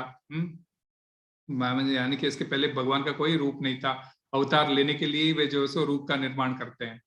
परंतु उन लोगों की यह व्याख्या बिल्कुल सरासर गलत है, क्योंकि श्लोक क्रमांक 6 में भगवान ने क्या कहा था? अपने आप को मैं अजन्मा और अविनाशी हूं। तो आप समझ जाइए, ऐसे ही नहीं कोई कृष्ण विरोधाभास की बात करते हैं। उन्होंने क्या कहा था? मैं अजन्मा और अविनाशी हूं। यही कहा था ना, यदि कोई वस्तु अजन्मा और अविनाशी है तो उसका रूप अवश्य होगा। तभी तो उस मीन्स अवश्य, तभी तो उस रूप को जन्म लेना है, ऐसी बात होती है। निराकार वस्तु का तो न जन्म होता है, न उसे अजन्मा कहा जाए ऐसा और अविनाशी कहा जाए, ऐसा कुछ है। इसलिए कोई निराकार है, हम बोलते हैं कि भाई भगवान का कोई रूप नहीं है, रंग नहीं है, कोई नहीं है, तो फिर निराकार अजन्मा कैसे हुआ? और जब उसका रूप भी नहीं है तो फिर वो अविनाशी कैसे हुआ? तो जिस वस्तु का रूप होता है उसी का जन्म होने या न होने की बात की जाती है। और दूसरे शब्द में सृजामी में श्रीला प्रभुपाद तात्पर्य में लिखते हैं, यहाँ पर सृजामी का शब्द बहुत महत्वपूर्ण है। सृजामि सृष्टि के अर्थ में नहीं प्रयुक्त हो सकता, क्योंकि पिछले श्लोक के अनुसार भगवान के स्वरूप या शरीर की पुष्टि सृष्टि नहीं होती। क्या लिखते हैं श्रील प्रभुपाद? यहाँ पर सृजामि शब्द महत्वपूर्ण है। सृजामि सृष्टि के अर्थ में नहीं प्रयुक्त हो सकता, क्योंकि पिछले श्लोक के अनुसार भगवान के स्वरूप या शरीर की सृष्टि नहीं होती, क्योंकि उनके सारे स्वरूप शाश्वत रूप में विद्यमान रहने वाले हैं। तो पिछले बार बलवंत प्रभु ने क्लास ली थी ना, उनके अनेक रूप है, वे एक रूप में कहीं पर भी रहते होंगे, पर उनके अनेक रूपों में, जैसे मदन राधा श्याम सुंदर बनकर वे गोलोक वृंदावन में है, तो नरसिंह देव बनकर वो नरसिंह लोक में है, राम बनकर वो अयोध्या में है। इस प्रकार वे अलग अलग शाश्वत लोक में भी वे अलग अलग जगह रहते हैं। तो ये पिछले श्लोक में ऑलरेडी क्लियर हो गया था। इसीलिए जो है ये इन लोगों के लिए फिट नहीं बैठता है। यहाँ पे श्रील प्रभुपाद करने का तात्पर्य उनका ये है। अतः सृजामि का अर्थ है भगवान स्वयं यथारूप प्रकट होते हैं। सृजामि का अर्थ है जैसे मैं हूं वैसे मैं प्रकट होता हूं। अतः इस बात से यह निष्कर्ष निकाला जाता है कि निराकारवादियों की व्याख्या कि वे निराकार है और समय आने पर अपना रूप निर्माण करते हैं, हर दृष्टि से गलत सिद्ध होता है। हमें उस चक्कर में पड़ना ही नहीं है। एक्चुअल देखा जाए तो आत्मन शब्द का अर्थ होता है लीला क्रम, भगवान की लीला, और सृजामि का अर्थ है निश्चित करना। आत्मन आत्मानम सृजाम्यम अर्थात लीला क्रम निश्चित करना, उसका मीनिंग यह भी है। तो भगवान कह रहे हैं कि प्रत्येक अवतार में मैं अपनी संपूर्ण अभिनय तथा अपनी लीला में सहायता करने वाले भक्तों के अलग अलग अभिनय रोल्स को निश्चित करता हूं। अर्थात लीला की पूरी प्लानिंग पहले से मेरी तय रहती है, और इसमें भाग लेने वाले अभिनय पात्रों को भी भगवान अपने अवतार में लेने से पूर्व ही निश्चित कर देते हैं कि वे पहले से निश्चित कर दें कि इस लीला में कौन उनकी माता बनेगी, कौन उनका पिता बनेगा, कौन उनके मित्र होंगे, कौन उस समय क्या अभिनय करेंगे और क्या क्या निभाएंगे। तो इस प्रकार भगवान कहना चाहते हैं तदात्मानम सृजाम्यहम्, हे अर्जुन मैं प्रत्येक अवतार में अपनी आत्मा तथा लीला क्रम की रचना स्वयं करता हूं। ऐसी लीला रचकर भगवान क्या काम करते हैं ये अगले श्लोक में आएगा। परित्राणाय साधूनां विनाशाय च दुष्कृतां धर्म संस्थापनार्थाय संभवामि युगे युगे। तो साधुओं के उद्धार के लिए, पापियों के नाश के लिए और धर्म की स्थापना के लिए, तीन कार्य के लिए भगवान हर युग में अवतार लेते हैं। धर्म की ग्लानि और अधर्म की प्रधानता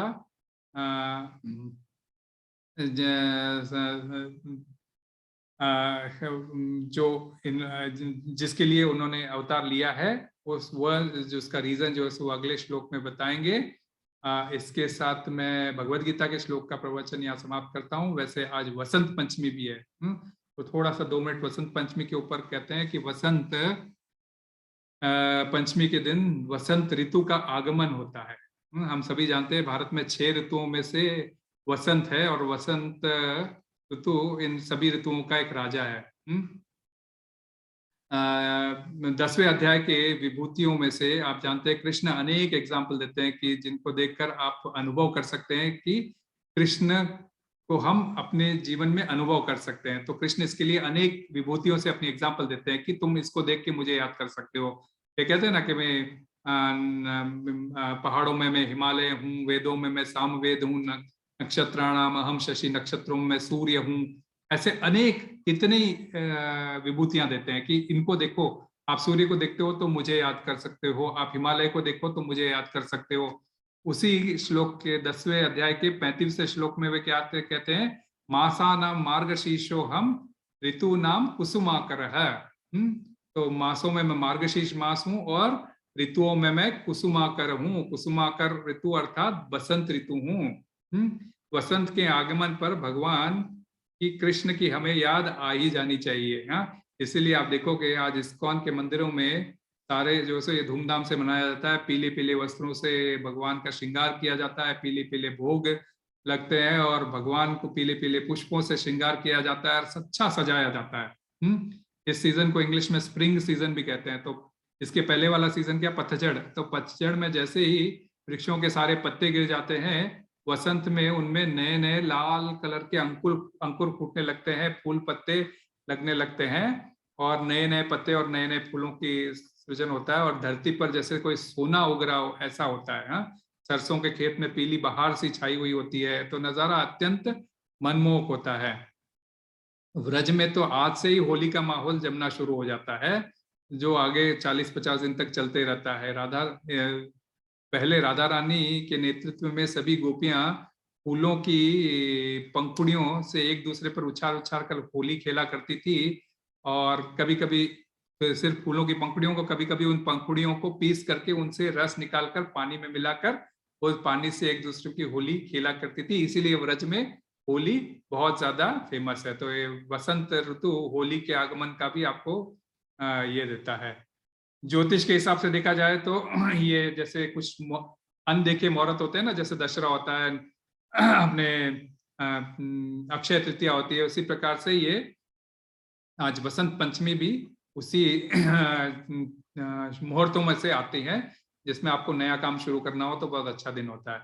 इसी दिन सरस्वती देवी की भी पूजा होती है, जो वाणी की देवी है और विद्या की देवी है।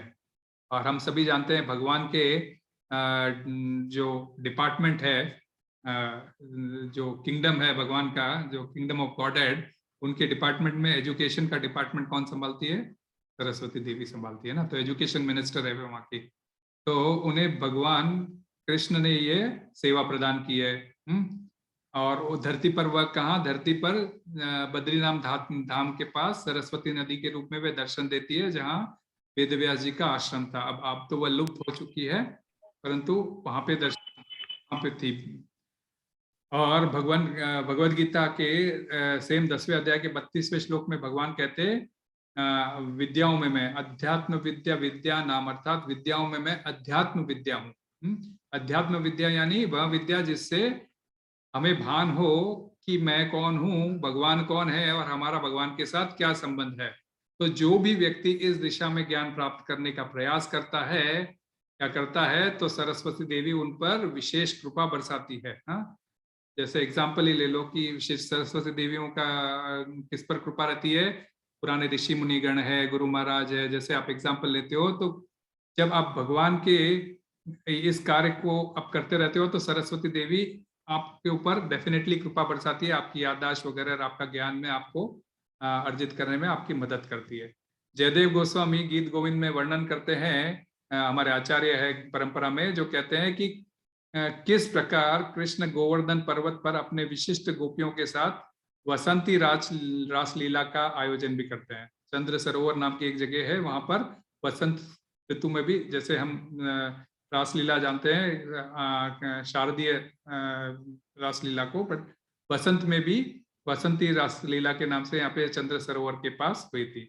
इसके अलावा आज बहुत महत्वपूर्ण दिन भी है। आज ही के दिन आचार्य श्रील विश्वनाथ चक्रवर्ती ठाकुर का तिरुभार दिवस है, जिन्होंने में भक्ति रसामृत सिंधु और कई अन्य ग्रंथों पर काफी कुछ इंपॉर्टेंट टीकाएं दी है। इसके अलावा श्रीमती विष्णुप्रिया देवी का भी आविर्भाव दिवस है, जो चैतन्य महाप्रभु की पत्नी है।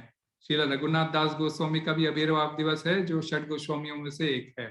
पुंडरीक विद्यानिधि, हाँ, इनका भी आविर्भाव दिवस है। तो कुल मिलाकर ये बहुत ही इंपॉर्टेंट दिवस है। तो आइए इस वसंत पंचमी पर, जो प्रकृति का उत्सव है, हम सब ही वसंत ऋतु के समान अपने हृदय में भक्ति के थ्रू वह समर्पण की खुशबू विकसित करे, और भगवान तथा उनके भक्तों की सेवा करने का प्रण लेकर इस संसार रूपी बगीचे को अपनी सुंदरता और सुगंध से महकाते हैं। तो इसी के साथ मैं अपनी वाणी को यहाँ विराम देता हूँ। भगवान के भक्त आज हमारे दोनों शिक्षा गुरु, जो मैंने पहले कहा था शुरुआत में कि कोविड से अभी व्यस्त है, और दोनों के यहाँ उनकी माताजियाँ हैं और बच्चे हैं, उनको ना फैले एवं उनकी भी स्पीडी रिकवरी हो। इसके लिए मैं सभी से रिक्वेस्ट करता हूँ कि हम एटलीस्ट 3 बार हरे कृष्ण महामंत्र का जाप करते हैं सभी लोग, ताकि उनकी स्पीडी रिकवरी हो, और फिर बाद में हम नरसिंह आरती भी करेंगे। हरे कृष्णा कृष्णा कृष्णा हरे हरे, हरे राम राम राम हरे हरे, हरे कृष्णा कृष्णा कृष्णा हरे हरे, हरे राम राम राम हरे हरे, हरे कृष्णा कृष्णा कृष्णा हरे हरे, हरे राम राम राम हरे हरे। हरे कृष्ण हरे कृष्णा। किसी को कोई जिज्ञासा हो, किसी को कोई शंका हो, समाधान चाहते हो तो जहां तक मैं समझता हूँ समझाने की कोशिश करूंगा, अन्यथा मेरे शिक्षा गुरु है, आपको समझाने की कोशिश करेंगे। हरे कृष्णा। जो कि बहुत इंपॉर्टेंट श्लोक है, किसी के मन में कोई भी जरा सा भी जिज्ञासा हो, क्योंकि कई बार हम अलग अलग कभी कभी इस श्लोक को अलग अलग लोगों से अलग अलग रूप में सुनते हैं, जो परंपरा से कनेक्टेड नहीं है, तो कई बार व्यक्ति गुमराह भी हो सकते हैं। तो इसीलिए आप खुलकर जो भी डाउट्स है आप पूछ सकते हो, और इसके बाद वाला श्लोक भी इंपॉर्टेंट रहेगा।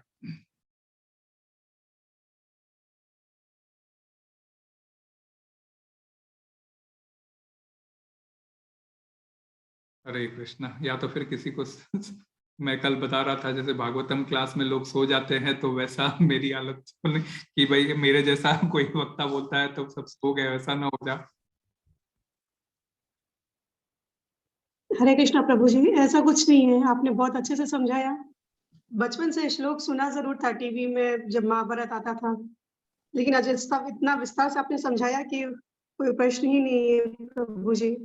बहुत अच्छे से समझाया आपने क्लास। कल की क्लास बहुत इंटरेस्टिंग थी आपकी। हरे कृष्णा। कृष्णा। हरे कृष्ण प्रभु, दंडवत प्रणाम प्रभु। बलवंत प्रभु कुछ बोल रहे हैं क्या? नहीं नहीं, आप बोलिए प्रभु जी फर्स्ट। नहीं प्रभु, आप बोलिए प्लीज। नहीं नहीं, आप बोलिए प्रभु, कोई प्रॉब्लम नहीं। प्रभु जी एक्चुअली मेरे को बीच बीच में मेरा कट हो रहा था, कनेक्शन इतना नहीं था, मगर एक्चुअली बहुत अच्छी तरह से एक्सप्लेन किया आपने। और क्या बोलते हैं आपने एक्चुअली, नहीं नहीं, मेरे को तो मतलब मैंने तो कोई थोड़ी थोड़ी बातें नहीं सुनी भी मैंने आज, तो मुझे बहुत अच्छा लगा, मेरे लिए तो रिवीलिंग था, ये कुछ नया सीखने को मिला एक्चुअली आज थोड़ा बहुत। आज थोड़ा तबीयत थोड़ा ज्यादा ही डाउन है प्रभु। हाँ, मैं तो पूछने इसके वही आपको शुरू में, मेरे को वही था, मेरे को आज मेरे भी ऑफिस में आज बहुत काम था, तो मैंने पूछूं फोन करके आपको, लेकिन मैंने बोला इसलिए आपको मैसेज किया था यहाँ पे, लेकिन फिर आप आउट हो गए थे वापस। तो या नहीं, मैं एक्चुअली आज थोड़ा ज्यादा है प्रभु एक्चुअली इसके लिए, मगर मैं सो लेट के सुन रहा था इसकी क्लास, मैंने 2-3 आइटम नया सुना था प्रभु। हाँ, तो फिर 2-3 आप चीजें नहीं दवाई तो सुनी ले मैं। रहे हो ना प्रभु, दवाई तो ले रहे हो ना, बिकॉज लाइक यहाँ पे 2-3। हाँ दवाई ले रहा है एक्चुअली, दिनपाल प्रभु ने भी 2-3 चीजें रेकमेंड की, मैंने आज उसको भी लेके आया। मल्टीविटामिन वो भी चालू किया है।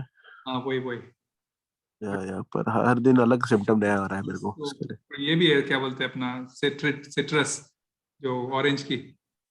हाँ नहीं, विटामिन सी भी ले रहा हूँ मैं एवरीडे, मगर पता नहीं, कर्मा है कर्मा, इतना जलना चाहिए। हर किसी को हो रहा है, यहाँ थैंक तो यू। पूछो मत, अभी तो यहाँ तो हर किसी को हो रहा है, ऐसा कोई नई बात नहीं है, बट लाइक तो ये जब तक ये बचे हुए, बाकी तो कुछ बोल नहीं सकते। या थैंक यू प्रभु। हरे कृष्णा। दिन प्रभु बोलिए। थैंक यू प्रभु। हरे कृष्णा प्रभु। प्रभु आज मैंने बहुत निश्चिंती से आपका क्लास सुना बिल्कुल, क्योंकि डोर बंद है, कोई है नहीं, तो हर शब्द बहुत बहुत सुंदर प्रभु। हर शब्द के ऊपर आपने जो रेफरेंसेस, भागवतम से references, very nice, so happy. बहुत बहुत ही सुंदर क्लास प्रभु, बहुत अच्छा लगा। और एक्चुअली भगवान, जैसा आपने बताया, हमारे बच्चों के ऊपर हमारा बहुत प्रेम रहता है, और हम सब भगवान के बच्चे हैं, तो स्वाभाविक है क्या वो सबके ऊपर प्रेम करते हैं, तो हर युग में वो हमारे लिए तत्पर रहते हैं, तत्पर। तो बहुत सारे एग्जाम्पल आपने जो दिए, एक एग्जाम्पल और एक जो मुझे बहुत पसंद आता है, भगवान आदिकाल से तपस्या कर रहे हैं सभी पूरे मानव समाज के लिए। नर नारायण ना, भगवान नर और नारायण के रूप में बद्रियाग का आश्रम में आज देखिए सतयुग से तप कर रहे हैं। किस लिए कर रहे हैं? सब हमारे लिए कर रहे हैं। भगवान इतने कंपैशन थे, इसलिए त्रेता में रामेश्वरम के रूप में आए, रामेश्वर।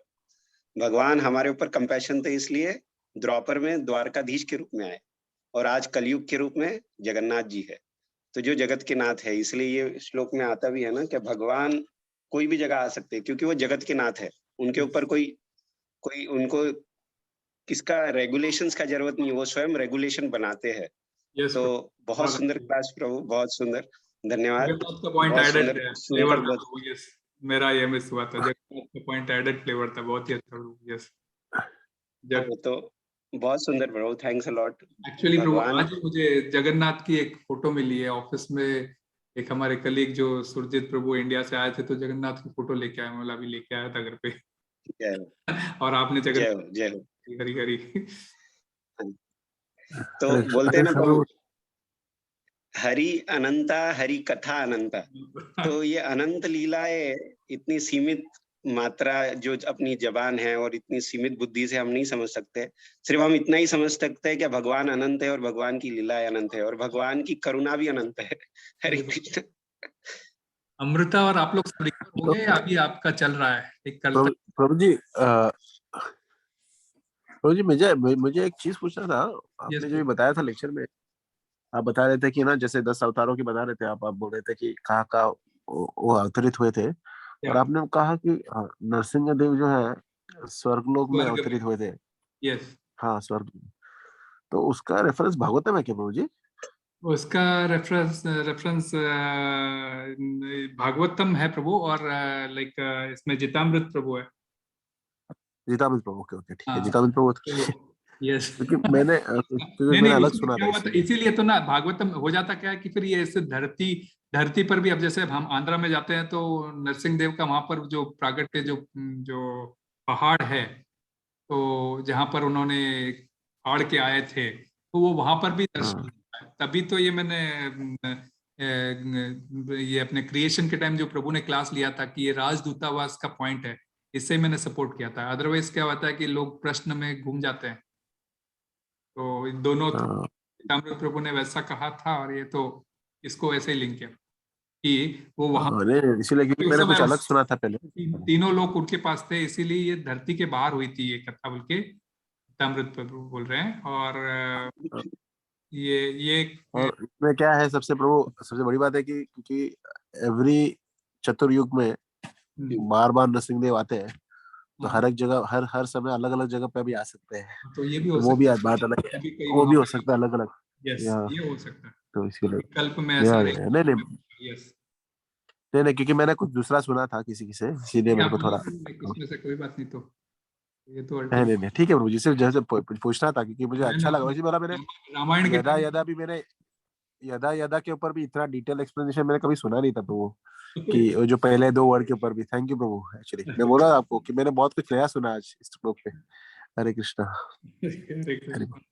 तो ये सेम थिंग रामायण होता है ना कि केवट का प्रसंग वाल्मीकि रामायण में नहीं आता है, परंतु इसमें आता है तुलसी रामायण में। तो वो एक बार सार्वभौम प्रभु बता रहे थे कि भी कभी किसी कल्प में ये लीला ऐसी हुई होगी, केवट का प्रसंग वहां पे आया होगा, तो आ गई है ऐसा। इसीलिए मैं अभी रिसर्च भी कर रहा था शबरी के बेर के बारे में ना। हाँ तो शबरी का बेर जो है, शबरी जो खाके देती है, जूटी बेर जो देती है, वो प्रसंग ना तुलसीदास रामायण में है, ना वाल्मीकि रामायण में है, ना कंब रामायण में, किधर भी नहीं है एक्चुअली। वो सिर्फ एक एक्चुअली अराउंड 500 इयर्स बैक एक बंगाली पोएट ने लिखा हुआ है, उससे फेमस हुआ है एक्चुअली। तुलसी ने शबरी ने कभी एक्चुअली बेर को चखा ही नहीं था। ऐसे रेफरेंस है। हाँ, ऐसा रेफरेंस वाल्मीकि और तुलसीदास रामायण में। तो डिफरेंट कथाएं होती है, डिफरेंट भगवान प्रेरित करते हैं, तो इसीलिए थैंक यू प्रभु। हरे कृष्णा। माता जी कुछ बोल रही थी आप? हाँ प्रभु जी, मतलब मैंने सुना है कि जैसे नरसिंह भगवान का अवतार जो होता है, इवन भगवान ने जो कितने सारे, ये तो धरती तो अर्थ तो कुछ भी नहीं है, अदर बहुत सारे यूनिवर्स भी क्रिएट करते हैं ना, तो वहां पे भी भगवान की लीलाएं चलती रहती है ना। चलती रहती है, यस चलती रहती है, नित्य लीलाएं चलती रहती है भगवान की हर जगह। Okay, thank you.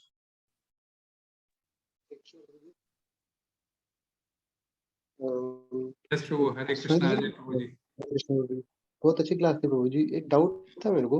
यस प्रभु। इस श्लोक में जैसे यदा यदा ही धर्म से बोलते, तो और जो धर्म की ग्लानि के बारे में बात करते हैं, तो अभी अपन कंपेयर करें त्रेता युग से या द्वापर युग से, तो अभी की सिचुएशन तो और भी बुरी है। हाँ देखिएगा तो हर एक गली में दुर्योधन घूम रहे हैं। यस। तो अभी भगवान क्यों नहीं आते? नहीं, हर एक व्यक्ति विशेष के लिए भगवान नहीं आएंगे ना, हर एक व्यक्ति विशेष के लिए भगवान। मेरे कहने का सिचुएशन अभी उस द्वापर और त्रेता से भी बुरी हालत है। धर्म की ग्लानि तो अभी सबसे ज्यादा है, तो भगवान अभी क्यों नहीं आते हैं? नहीं, आप भागवतम पढ़ोगे तो धर्म की ग्लानि अभी और बहुत ज्यादा होनी बाकी है। अभी तो ये 10,000 ईयर्स तो स्वर्णिम युग है। अभी जो कलयुग के 10,000 ईयर्स तो अभी बहुत स्वर्णिम है। उसके बाद में तो श्रील प्रभुपाद भी कहते हैं कि मैं तुम्हें खाऊंगा, तुम मुझे खाओ, वैसा सिचुएशन आने वाला आगे चल के। तो ये लाइक ना, अब कल्कि का अवतार तब है, उसके पहले हो सकता है कुछ और रूप में आना है, तो भगवान में कोई बंधन नहीं है। अभी जैसे शास्त्र में जो डिफाइंड है कल्कि अवतार आने का है, वो कलयुग के अंत में है। परंतु मीन्स लाइक अभी अपने लिए तो चैतन्य महाप्रभु तो वैसे ही अपने को अभी आके ये धर्म युग धर्म समझा के गए हैं, जो 10,000 तक अपने को यही वैलिड रहेगा। अपने को हरिनाम संकीर्तन अपना युग धर्म है, और दुर्योधन है तो वो अपने अपने पूर्व कर्मों से जो कालक्रम में लेके आए हैं, वो इसको भुगतान कर रहे हैं। क्योंकि वो कैसा है बोल तो कर्म का, अभी ये कर्म का आगे चलते रहेगा ना, उसमें आपको पता चलेगा कि भाई ये कर्म उनके साथ ऐसे क्यों हुआ और ये कर्म इसके साथ ऐसा क्यों हुआ। तो ये जब कर्म का आपस में लेन देन खत्म होके लोग हर चीजों को अलग तरीके से लेना शुरू कर देंगे और भगवान के इसके ऊपर प्रहार करेंगे, जैसे वक्षस्थल पर प्रहार होगा तब भगवान आते हैं। तो अभी जैसे आप कि हर गली में कुछ हो रहा है, तो कुछ ना कुछ पहले कुछ हुआ है उनके साथ में, वो रिवर्स हो रहा है। कभी किसी ने दुर्योधन बन के उसको तंग किया होगा, तो अभी वो दुर्योधन बन के उसको तंग कर रहा है। तो ये आपस का लेना देना चल रहा है, उसमें भगवान ने इंटरफेयर कर दिया, क्योंकि ये आपका कर्म है, आपको ही भोगना पड़ेगा। जब जब द्वापर युग में जब भगवान आए थे, तब वो लेना देना नहीं था ये अर्जुन का और ये द्रौपदी का और दुर्योधन का? बिल्कुल था, बिल्कुल था। फिर भी भगवान आए थे। हाँ, तो द्वापर के अंत में आए, द्वापर के शुरू में नहीं आए ना। अपने लिए एटलीस्ट वी आर, अपने लिए it is very plus point कि एटलीस्ट शुरू में तो आ गए भगवान 500 सालों में। अभी पिछले 500 साल पहले ही आए। प्रभु जी थोड़ा ऐड कर दो इसमें। रोक लग गया तो प्रभु थोड़ा ऐड करना चाहता हूँ इसमें कि लॉजिकली अगर आपको समझना चाहिए ना अजय प्रभु, तो ऐसा नहीं है कि दुर्योधन के पहले अधर्मी राजा नहीं थे। अधर्मी राजा तो दुर्योधन के पहले भी थे, तब भगवान नहीं आए उनको मारने के लिए। सही है ना? अधर्मी राजाओं का जो सिलसिला है दुर्योधन से पहले से भी बहुत टाइम से चल रहा है। पर जब पाप का घड़ा इतना भर जाता है कि धरती माँ के ऊपर इतना पाप हो जाता है, तब धरती माँ खुद जाती है भगवान को से प्रार्थना करती है कि आप प्लीज आइए और मुझे बचाइए। जब एक भक्त प्रार्थना करता है भगवान से, तो भगवान अवतार लेते हैं। हाँ, तो इसी प्रकार अब जो गली में दुर्योधन हो रहा है, तो मतलब ऐसे जैसे दुर्योधन के पहले भी अधर्मी राजा आए थे, ऐसे यहाँ पर भी कलयुग में भी बहुत से अधर्मी है, यहाँ पर अभी अधर्म कर रहे हैं। पर पाप का घड़ा इतना भर जाएगा कि धरती माँ उसको सह नहीं पाएगी, तो धरती माँ खुद जाएगी ब्रह्मा जी के पास, और ब्रह्मा जी जाएंगे भगवान के पास, और उस समय भगवान अवतरित लेंगे। तो भगवान का अवतरित लेने, भगवान को एक्चुअली कोई मतलब कोई रीजन नहीं आने का एक्चुअली, वो सिर्फ आते हैं क्योंकि डिवोटी एक्चुअली प्रे करता है, रिक्वेस्ट करता है आने के लिए, इसीलिए करता है। तो ऐसा नहीं है कि लेन देन वो सब कर्म के साथ चल रहा है, वो सब बात सही है। पर जब अधर्म का जो घड़ा है वो भरता है ना इतना कि धरती माँ सह नहीं सकती, और इसके बावजूद मतलब ऐसा ऐसा समय आ जाता है कि धरती माँ को लगता है कि बस हो गया अभी, I can not tolerate any more.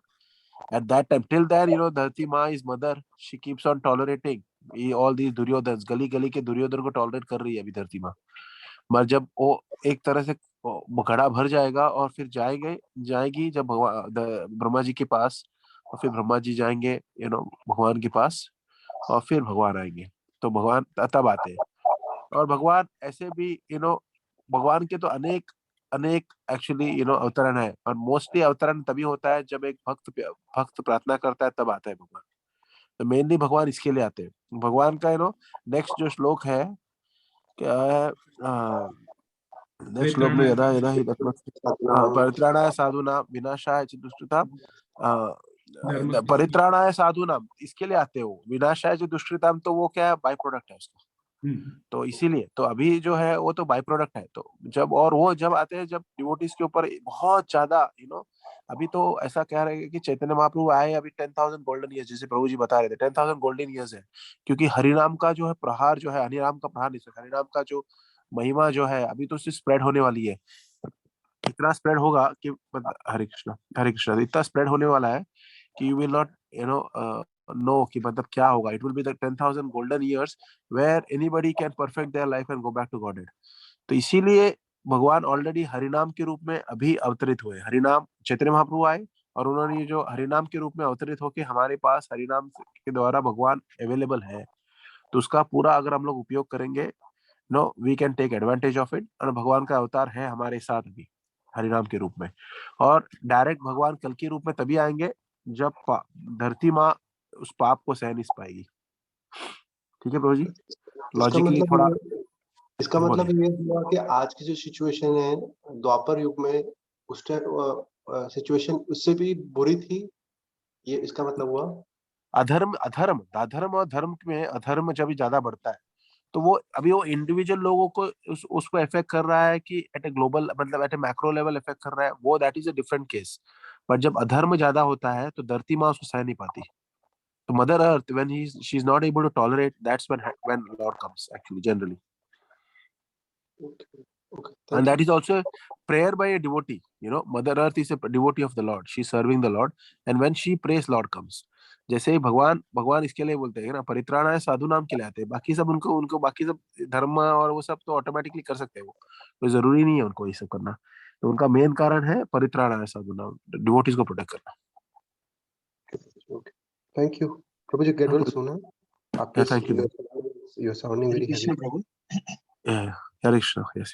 Can we add this also, like अभी जैसे शिला प्रभुपाद जैसे रिसेंटली आके गए, Srila Prabhupada has come to deliver us actually. तो मीन्स भगवान के वो सेनापति भक्त है, तो भगवान और भगवान जैसा ये श्लोक में लिखा है, भगवान स्वयं आते हैं या फिर वो किसी पार्षद को भेजते हैं। तो ये कलयुग में जो अधर्म का जो इतना बोलबाला था यूएस में, आप देखो, और पूरी धरती पर, उसको उन्होंने he has not taken AK-47, लेकिन वो हरिनाम लेके आए और आज सबका उद्धार कर रहे हैं। तो धर्म की स्थापना करने के लिए भगवान के सेनापति भक्त भगवान ने भेजे हैं। तो हर काल में भगवान, क्योंकि क्योंकि we are eternal, basically we are eternal childrens of the lord.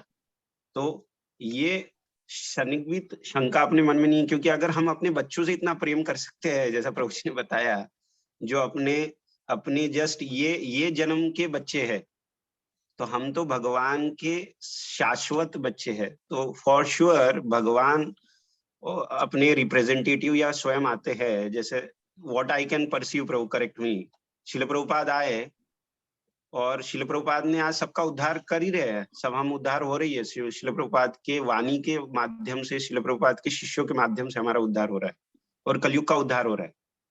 तो can we see in this angle also प्रभु?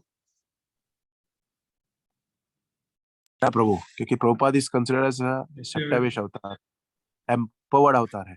तो भगवान जो है, हमेशा भगवान को आने की जरूरत नहीं होती है। ही actually empowers his devotees also to help in such situation. That's why I said भगवान का जो अवतार है keeps on coming, but prominent अवतार जो है ना, जैसे कि अभी कल्कि का जो अवतार है, prominent अवतार happens when Dharti Ma's Mother Earth's path has actually become so much and she goes in praise that way.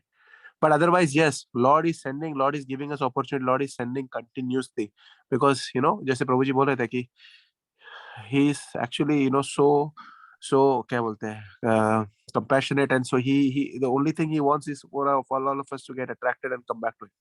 So he's continuously actually, in different ways and different forms trying to attract us through different incarnation. मतलब empowered incarnation, अलग अलग ना लीला अवतार, जिसमें मैं बोल रहा था अलग अलग अवतार है भगवान के, तो ऐसे आते रहते हैं भगवान। तो आपने जो बोला एकदम परफेक्ट है प्रभु। I think that actually adds a lot of value Prabhu, thank you.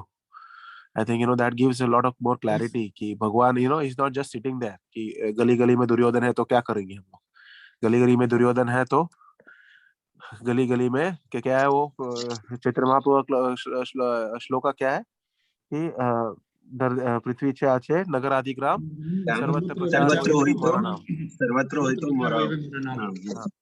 सर्वत्र प्रचार होई बे मोरा नाम। तो that is what Chaitanya Mahaprabhu has done, and every town and village अभी भगवान के नाम है, भगवान का नाम का अवतार ऑलरेडी है, और प्रभुपाद जैसे सेनापति भक्त ने वो एक्चुअली फुलफिल किया है वो। थैंक यू प्रभु। और सॉरी प्रभु, just last thing, sorry to add, तो जैसे हम दुर्योधन हर गली में बोल रहे हैं, एक्चुअली दुर्योधन हमारे मन में है। Actually if you see, it is sitting within our heart.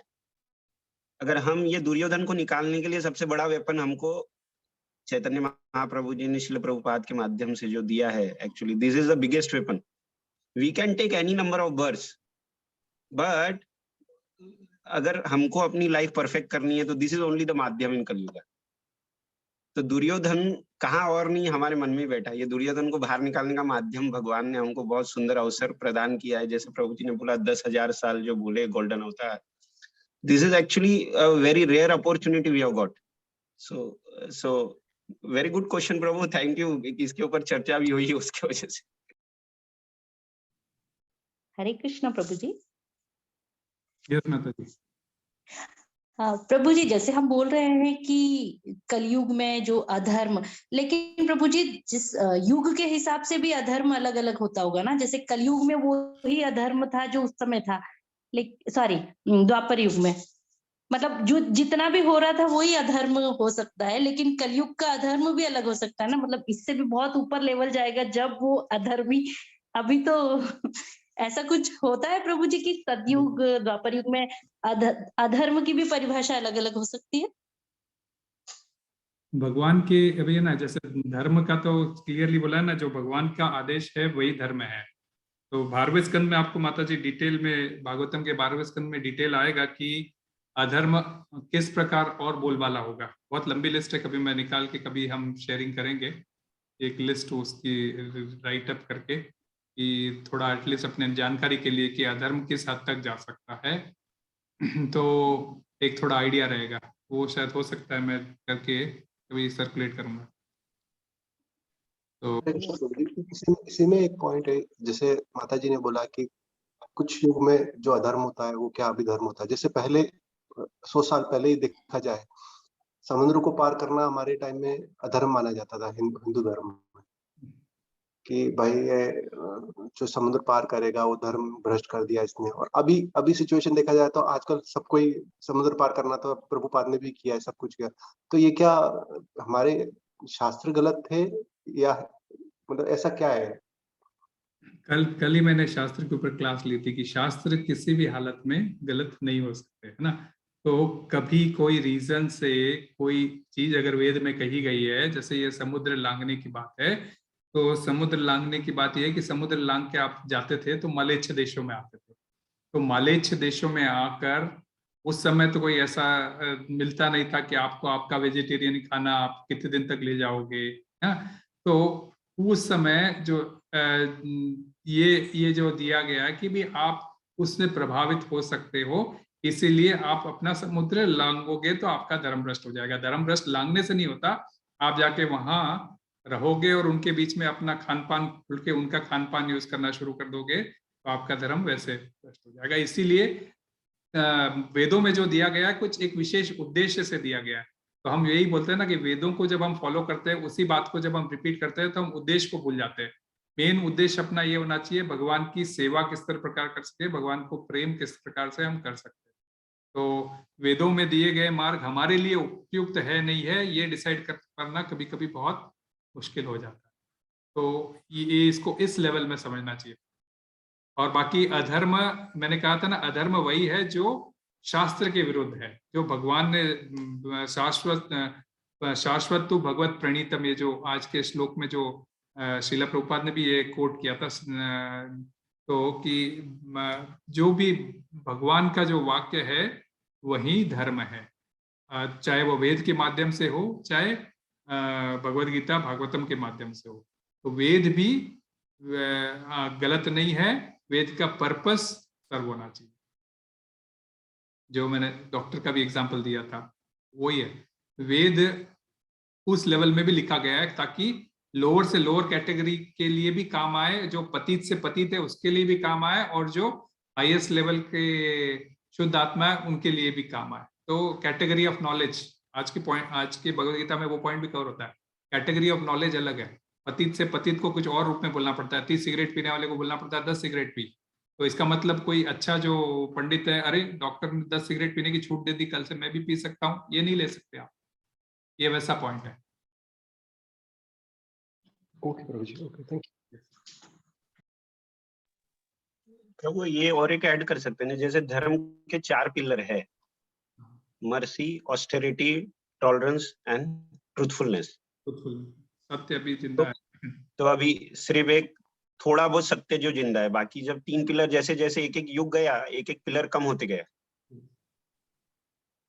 Correct ना प्रभु? सो वैसे हर युग में हर एक एक पिलर हमारा कम हो रहा है, जैसा माता जी ने बताया, या यू आर करेक्ट माता जी। जैसा हर युग में एक, जैसे क्लीनलीनेस नाम का भी कुछ नहीं, ऑस्टेरिटी तो हमसे हो ही नहीं सकती है, टॉलरेंट हम थोड़ा बहुत बोलो तो बिल्कुल टॉलरेंस नहीं है, स्वयं के ऊपर टॉलरेंस नहीं है, दूसरों से छोड़ दो। तो या ये करेक्ट माता जी, जैसा ये धर्म के, इसीलिए शिल प्रभुपाद ने जो देखा आपने, जो 4 आधार बनाए, 4 रेगुलेटिव प्रिंसिपल्स, ये धर्म की स्थापना वापिस बोले तो वो पिलर्स को एस्टेब्लिश करने के लिए बनाए। तो कलयुग में ये माध्यम से एस्टेब्लिश हो सकते हैं, जो माध्यम हमको पता है। 5वां और है सोना। सॉरी प्रभु, 5वां और सोना। हाँ करेक्ट, वो हाँ सही। सॉरी प्रभु, just I thought to add that. तो ये कलयुग के, आप माता जी का उस प्रकार से ले सकते भी, कलयुग में आप उल्टा ज्यादा हो सकते कि सतयुग में लेवल कम था क्योंकि एक ही पिलर गिरा था, द्वापर में 3 पिलर गिरे थे, कलयुग में 4 गिरे, जब तक चलेगा, जब तक लोग सत्य बोलना बंद कर देंगे, मुंह से निकले तो झूठ ही निकले, तब तक चलेगा। हाँ, थैंक यू प्रभु जी, थैंक यू। मैं तो सिर्फ जनरल ऐसे जानना चाह रही थी, क्योंकि मुझे ऐसा लग रहा था कि जैसे सबके लिए अच्छा होता है ये। हम भी आप तक जब तक प्रश्न नहीं पूछते, हमारे को भी लगता है, तो शुरू में किसी ने कुछ बोला ही नहीं, मेरे को लगा सब लोग पता नहीं मेरी क्लास अच्छी थी। नहीं भैया, आपकी तो कल की क्लास भी बहुत अच्छी थी। लाइक हम बीच बीच में जब भी मिस कर जाते हैं और उसके बाद फिर से जब सुनते हैं ना, तो वो स्ट्राइक हो जाता है माइंड में। कल की तो बहुत ही अच्छी थी, लिटरली मुझे बहुत ज्यादा अच्छी लगी कल की क्लास, जो मंदिर की थी। और ये डॉक्टर वाला एग्जाम्पल ना प्रभु जी, बहुत याद रखने वाली बात है, मतलब ये बहुत सही है। क्योंकि ना ऐसे सीधी भाषा में सच में समझ में नहीं आता है। हम लोग वो 5-10 वाला ही कैटेगरी में आ जाते हैं कि अरे 10-5 तो बोला है प्रभु, किसी ने बोला, ये तो कोई बुरा नहीं है। हाँ बस यही है। प्रभु जी थोड़ा और एक्स्ट्रा और एक एंगल इसमें देखा जाए, और एक पर्सपेक्टिव देखा जाए, जो माता जी का क्वेश्चन और अजय प्रभु का क्वेश्चन था, तो ये समझना चाहिए कि धर्म जो है, religiosity, from the understanding of Bhagavatam, it does not change from yuga to yuga, but क्या बोलते हैं कि the environment to practice, for example, that makes difference. For example, Kalyuga में अगर हमने मन में कुछ पाप किया तो वो पाप को काउंट नहीं किया जाता, सही है ना, because the environment is not that great actually, but सतयुगा में अगर हमने मन में भी कुछ सोच लिया तो उसको हम लोग पाप मानते हैं। but at the end of the day क्या होता है कि सतयुगा the environment is so good because only there is one leg ना, कि इसमें जिसमें प्रॉब्लम है, मतलब all the legs are there of dharma. So जैसे कि एक बच्चे को अगर सब अच्छा एटमॉस्फेयर दिया गया है और बच्चे को सब अच्छी ट्रेनिंग दी गई है, उसके माँ बाप अच्छे हैं, उसको मतलब ऑल फैसिलिटीज दिया गया है, और वो फिर फेल होता है, he is considered, he should be actually punished more than a person who does not have the facility, who does not have enough resources, and then he fails. Considering that that when he does something wrong and the other person does something wrong, it is completely different ना प्रभु जी. तो इस तरह से difference है धर्म का. Otherwise धर्म का कोई difference नहीं है actually. मतलब the definition of dharma remains the same actually. कौन सा वो श्लोका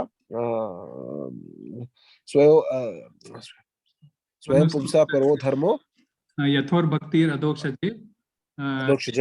हाँ, ये आत्मा सुप्रसिद्धति. तो ये जो धर्म का डेफिनेशन है वही है धर्म का डेफिनेशन. तो अगर हम लोग जो कार्य भगवान की प्रसिद्धि के लिए करेंगे वो that is the right principle. Anything else we do other than God Krishna, other than pleasing Krishna is a sin. Rupa Goswami has clearly told that there is no difference about that, and that will remain same. That underlying principle remains same. Does not matter which युगा हम लोग हैं, कोई किस युगा में हम लोग हैं वो मैटर नहीं करता. पर at the end of the day, the concessions which are given in Kali Yuga is more considering the environment which we are currently in. कि जिसकी हालत खराब है, उसकी ऑलरेडी हालत खराब है, तो उसको कंसेशंस देते हैं भगवान थोड़े बहुत, और उसका एनवायरनमेंट के हिसाब से उसको छोटा लाइफ दिया जाता है. बोला थोड़ा दिन तुम हरिनाम करो, फिर तुम वापस आ सकते हो. This is all these facilities are given to us actually. तो वो डिफरेंस है बस. बाकी तो डिफरेंस नहीं है एक्चुअली. मतलब धर्म के डेफिनेशन में या धर्म के डेफिनेशन में डिफरेंस नहीं होता एक्चुअली. मेरा अंडरस्टैंडिंग मतलब थोड़ा बहुत मतलब इस तरह से होता है कि आपने जो कहा उसमें ये पर्सपेक्टिव से भी देखा जा सकता है प्रभु जी, ऐसे मुझे लग रहा है. Thank you Prabhu, thank you, thanks a lot, very nice.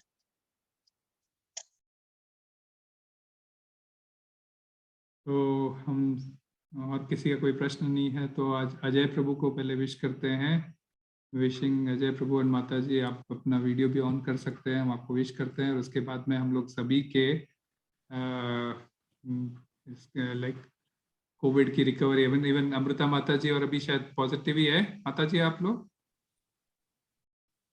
आज दिन हुआ नहीं आप लोगों का भी? आज 7 दिन, सॉरी.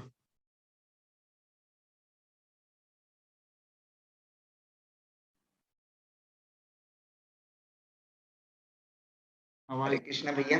यस, हरे कृष्ण. ठीक है सब हो गया भैया, कल ही क्लियर हुआ, हो गया, कल ही हो गया उनके 7 दिन टोटल. कोई तकलीफ नहीं थी बट भैया. हाँ ठीक है, नो प्रॉब्लम. चलो अच्छा है, सही हुआ. तो अजय प्रभु आप बाहर हो कहीं घर पे? Hare Krishna. Hare Krishna. Thank you very much. many happy Krishna conscious wedding anniversary. क्योंकि आज आया इसलिए फिजिकली विश कर सकते हैं, अन्यथा तो हम खाली इसलिए चले जाते हैं. और मेरे ख्याल से फोन से बात भी नहीं हुआ आज आपसे, तो मैंने बोला हम दोनों को ऐसा विश कर लेते हैं. तो थैंक यू दाल बाटी चूरमा हरे बनाया? कृष्ण प्रभु. दाल बाटी बनाया, क्या बनाया?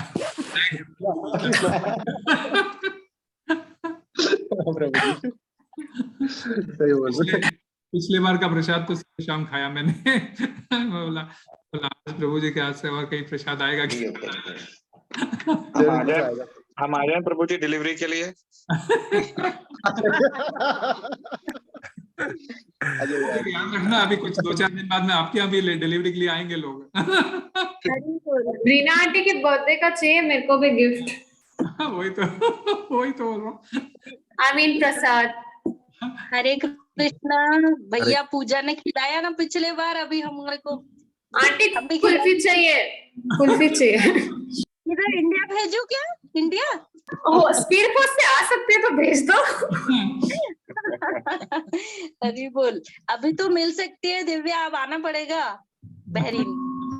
अब वो दादी के ऊपर डिपेंड करता, मेरे ऊपर नहीं डिपेंड करता. अब हम आपकी कृष्णा अजय प्रभु, पूजा माता जी, हरे Krishna. Wishing you both a very very happy Krishna conscious anniversary. May both of you continue to help each other to progress in spiritual life, understand Bhagavad Gita more, go deep into the teachings of Bhagavad Gita, and inspire each other to reach the ultimate goal of life actually. So my prayers are there. हम लोग हमेशा प्रार्थना करेंगे, special prayers for you. Continue to grow and help each other. And that is the right actually marriage. Husband wife का relationship यही होना चाहिए कि एक दूसरे को जो हमारा जो अल्टीमेट गोल है ह्यूमन लाइफ का उसमें हेल्प करें। तो हम लोग प्रार्थना करते हैं प्रभु जी। हरे कृष्णा। हरे कृष्णा। और भी कुछ एक दो नए भक्त जुड़े हैं, उनका भी मैं स्वागत करता हूँ। हरे कृष्णा। हरे कृष्णा अजय प्रभु माता जी, wish you a very happy Krishna conscious wedding anniversary. प्रभु जी ने तो एक्चुअली वो जो इटर्नल जो मैसेज है वो दे दिया है, तो we just pray. Hare Krishna. We need blessings from your side as well to fulfill that goal. We will pray, Prabhu. We will pray definitely. Our to the Lordships. Hare Krishna. Birthday प्रभु जी एंड माता जी। Thank you. Thank you. हम नरसिंह भगवान से प्रार्थना करते हैं आपके एनिवर्सरी एज वेल एज सभी लोगों के कोविड जो सफरिंग कर रहे हैं उनके रिकवरी के लिए। तो रितेश प्रभु रेडी हो नरसिंह आरती के लिए? हाँ, हरे कृष्णा प्रभु जी। विधि गाएगी। No problem.